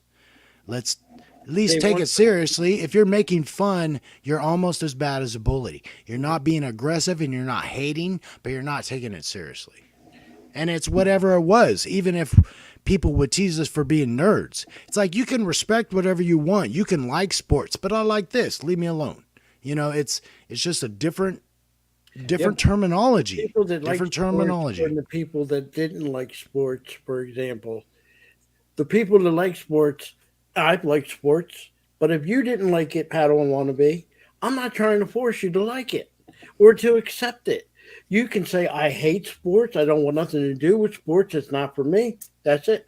I would say, cool, move on. You know, but to tell me I have to accept you, or you have to accept me liking sports. First of all, however I am, I need to be the one to accept myself. I shouldn't be looking for Mike or you to say, this is accessible, accept me. No, it doesn't work that way. It never worked that way. Exactly. There's going to be people that accept you and some people that don't. Even in your own family, there's some family members, you know, you hear that little story, the crazy uncle or the crazy aunt, you know. It's not that you didn't want to be associated with them. You just wanted to, I can only deal with her for so long. So I'll go in there, say hi, and I'll go do my other thing. And that's why I was saying it's like there's some things that are real life and it's legitimate and should be addressed as legitimately. And then there's some things that are just not. It's like it seems like it's almost a bandwagon thing.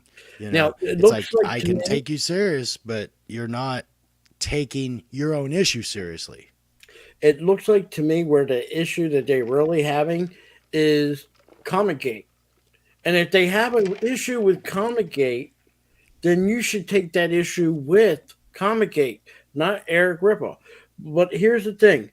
If McDonald's, you walk into a McDonald's and you're wearing a Burger King shirt and someone says that McDonald's says they have an issue with it, my answer would be, take it up with Burger King. Not coming after me ain't going to solve your problem. Going after Eric July, is it going to solve the problem? No. It's not going to solve the problem. I agree with you on this. It's like if I did that and I come in, it's like, hey, don't say anything to me. You got the problem. I'm allowed to wear this. Yeah. I wore this and I came in and I'm ordering from you. What's the problem? There you go. You know, and exactly. If you have a problem, shelf it. That's being professional. You know, there's a time. Act like you've been there. That's an old term. Act like you've been there. You know, just I think some of these, get familiar. I might sound mean, but I question if they were, and there's nothing against people that are homeschooled, but let's admit to it. When you're homeschooled, you miss that connection in school. Yes, you're going to get bullied. Yes, you're going to get teased. Yes, you're going to get into a fight. These are all natural things as part of growing up. When you went out to play, you played with a bunch of your friends. Sometimes you got into a fight. Sometimes your own friends were making fun of you.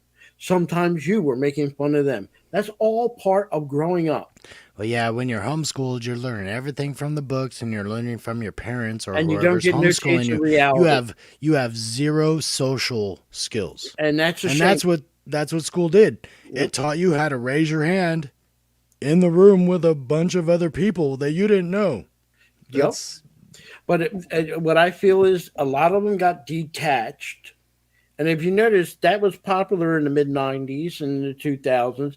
And you have a whole generation that do not know how to communicate with people, do not have to reticulate, okay, I am let's just say, for example, I'm from Greenland and I'm in a situation where I'm at work and there's a person at work, for whatever reason, he's from Antarctica.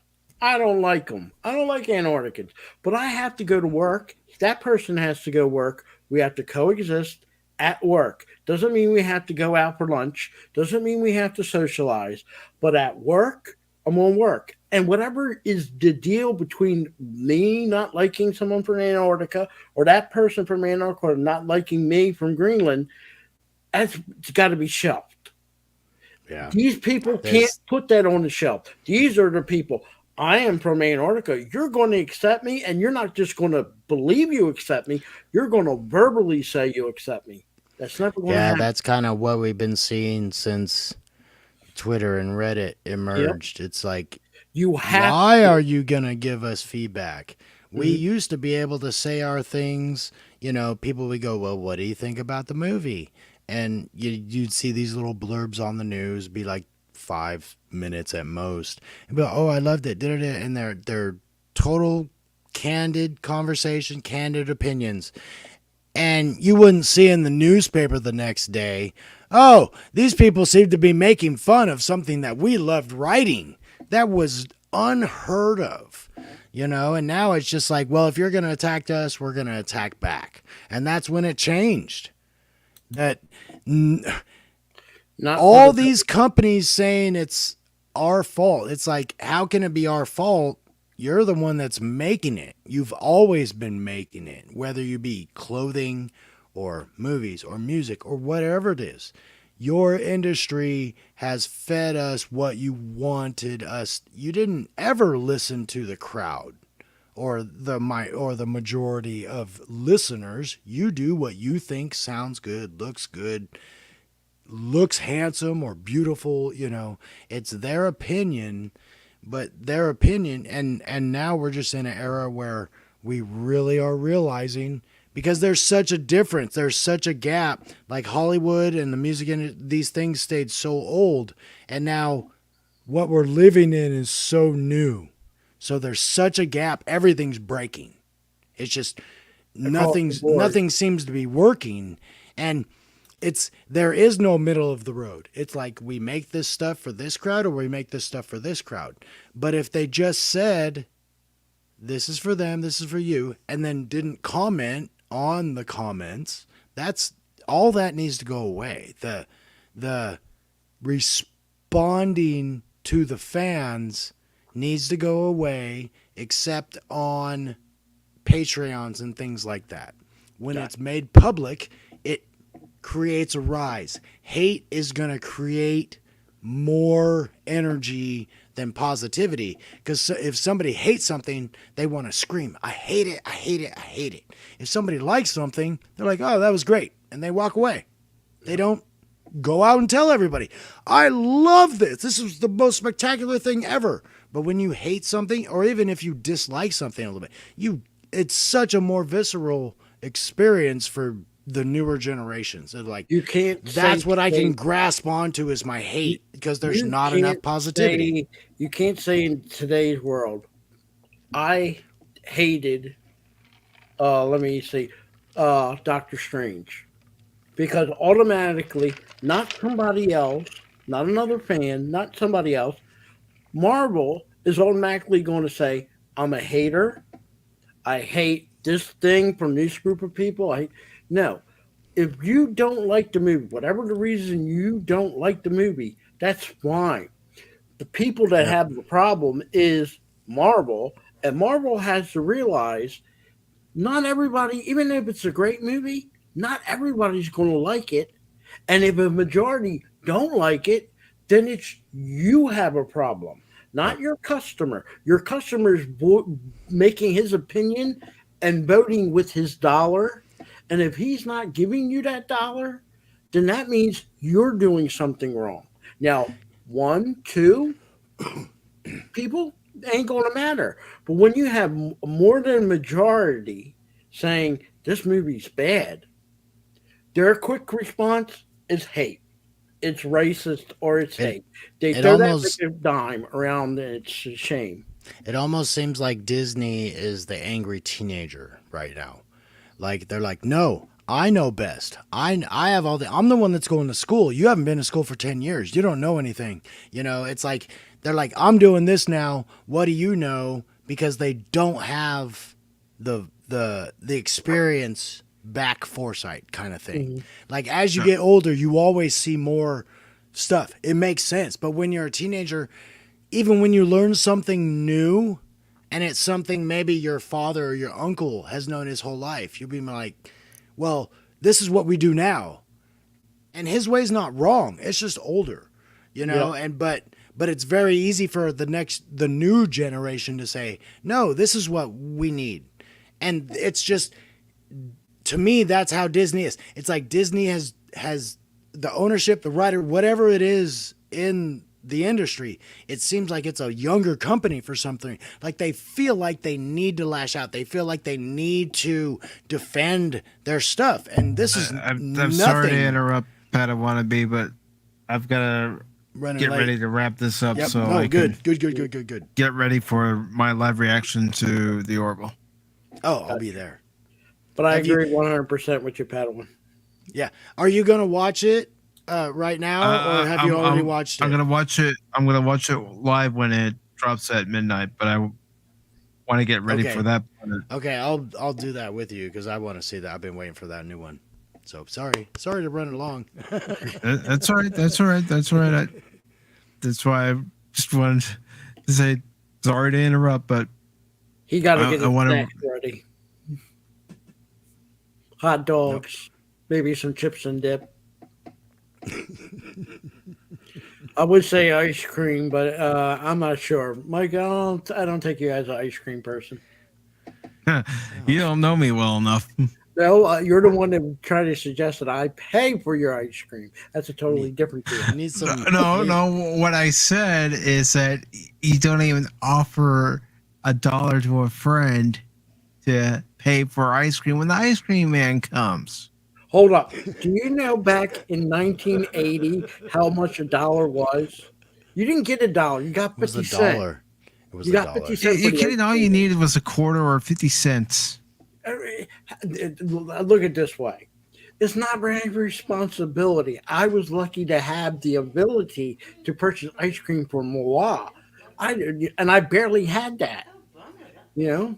If he needed that, he needed to Phil McCracken. Sell some of them GoBots that nobody would Phil McCracken, the guy who won't be a friend, and on occasion pay for ice cream for his best friend. I would never have been invited to Phil's birthday parties. You know them free spots that you could break in two, you know, and you could give one person half and you get the other.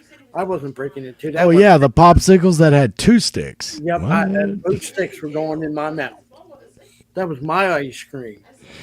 I used to have Kool-Aid ice cubes with toothpicks in them. What about that? You could do it with the orange. Nothing wrong with that. Yeah, but Mike's going to torture me by saying I should have bought ice cream for the whole neighborhood. Oh, why not the whole county? Just your best friend. You know, it's only $5. As a special treat, you know, doing this because you're my friend. I'm gonna buy you some ice cream. Nope, not Phil. Nope. Buy it yourself. Sorry about it, man. You can suck on the stick when I'm done. No. Not even that. Not even that. No, my friend could have got creative. He could have. Not even that. He'd get the ice cream from the guy in the truck, and he'd open the package and he'd start eating the ice cream right in front of his friend and walk away. Where am I supposed to Mike? Open up the package, take one bite, throw it in the garbage. I'm done. You can have it.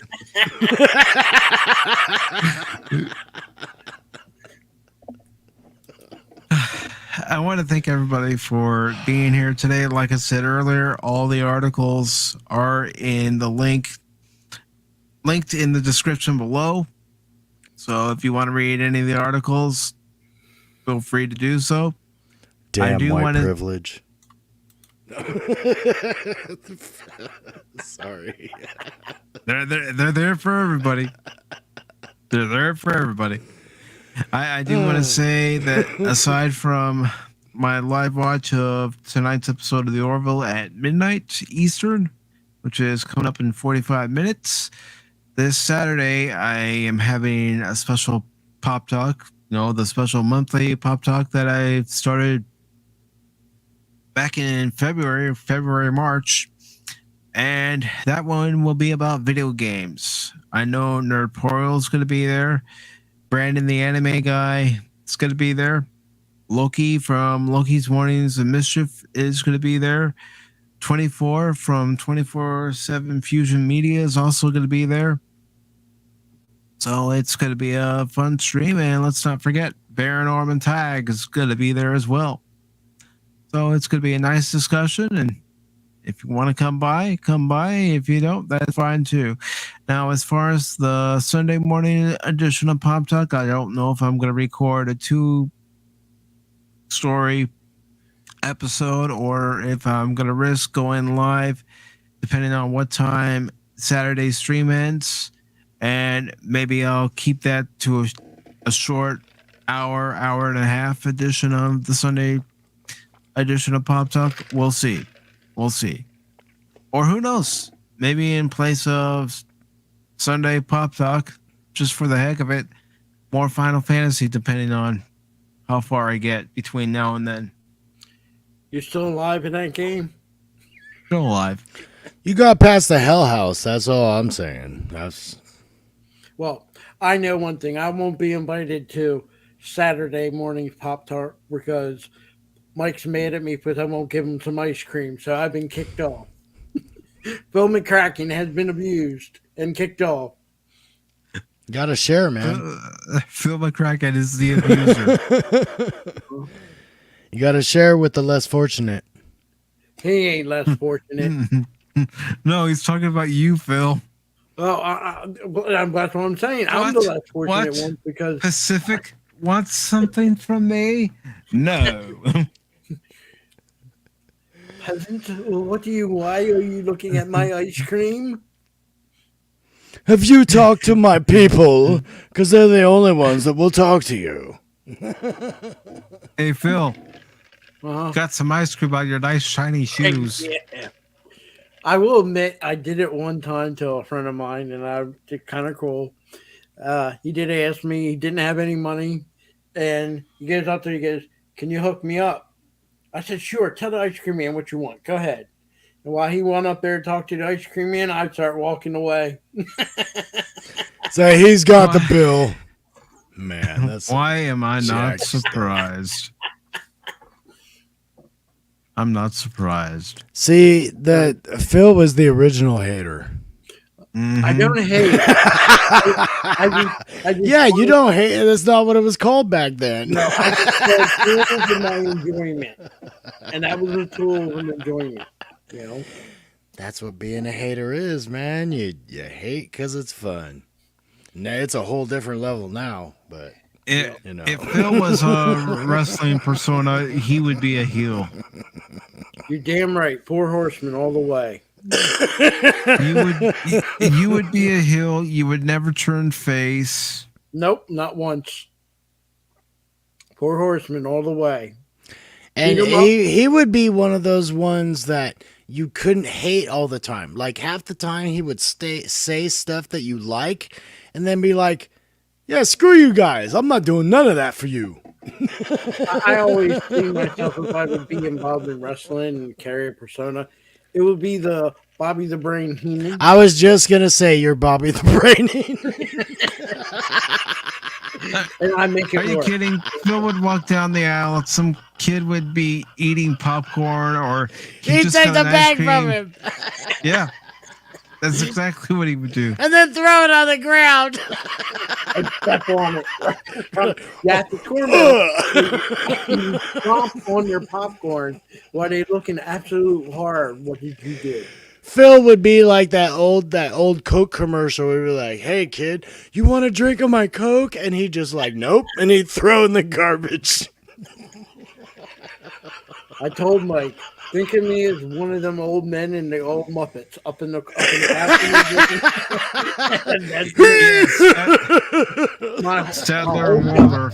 my whole job in life is to look down at the unfortunate and just laugh.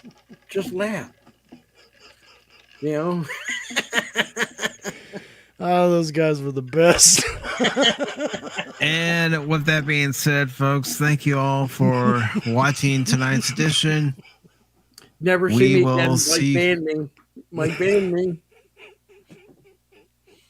Phil, you're making crap up. Oh. That's what I do. That's what I do. Good night, everybody.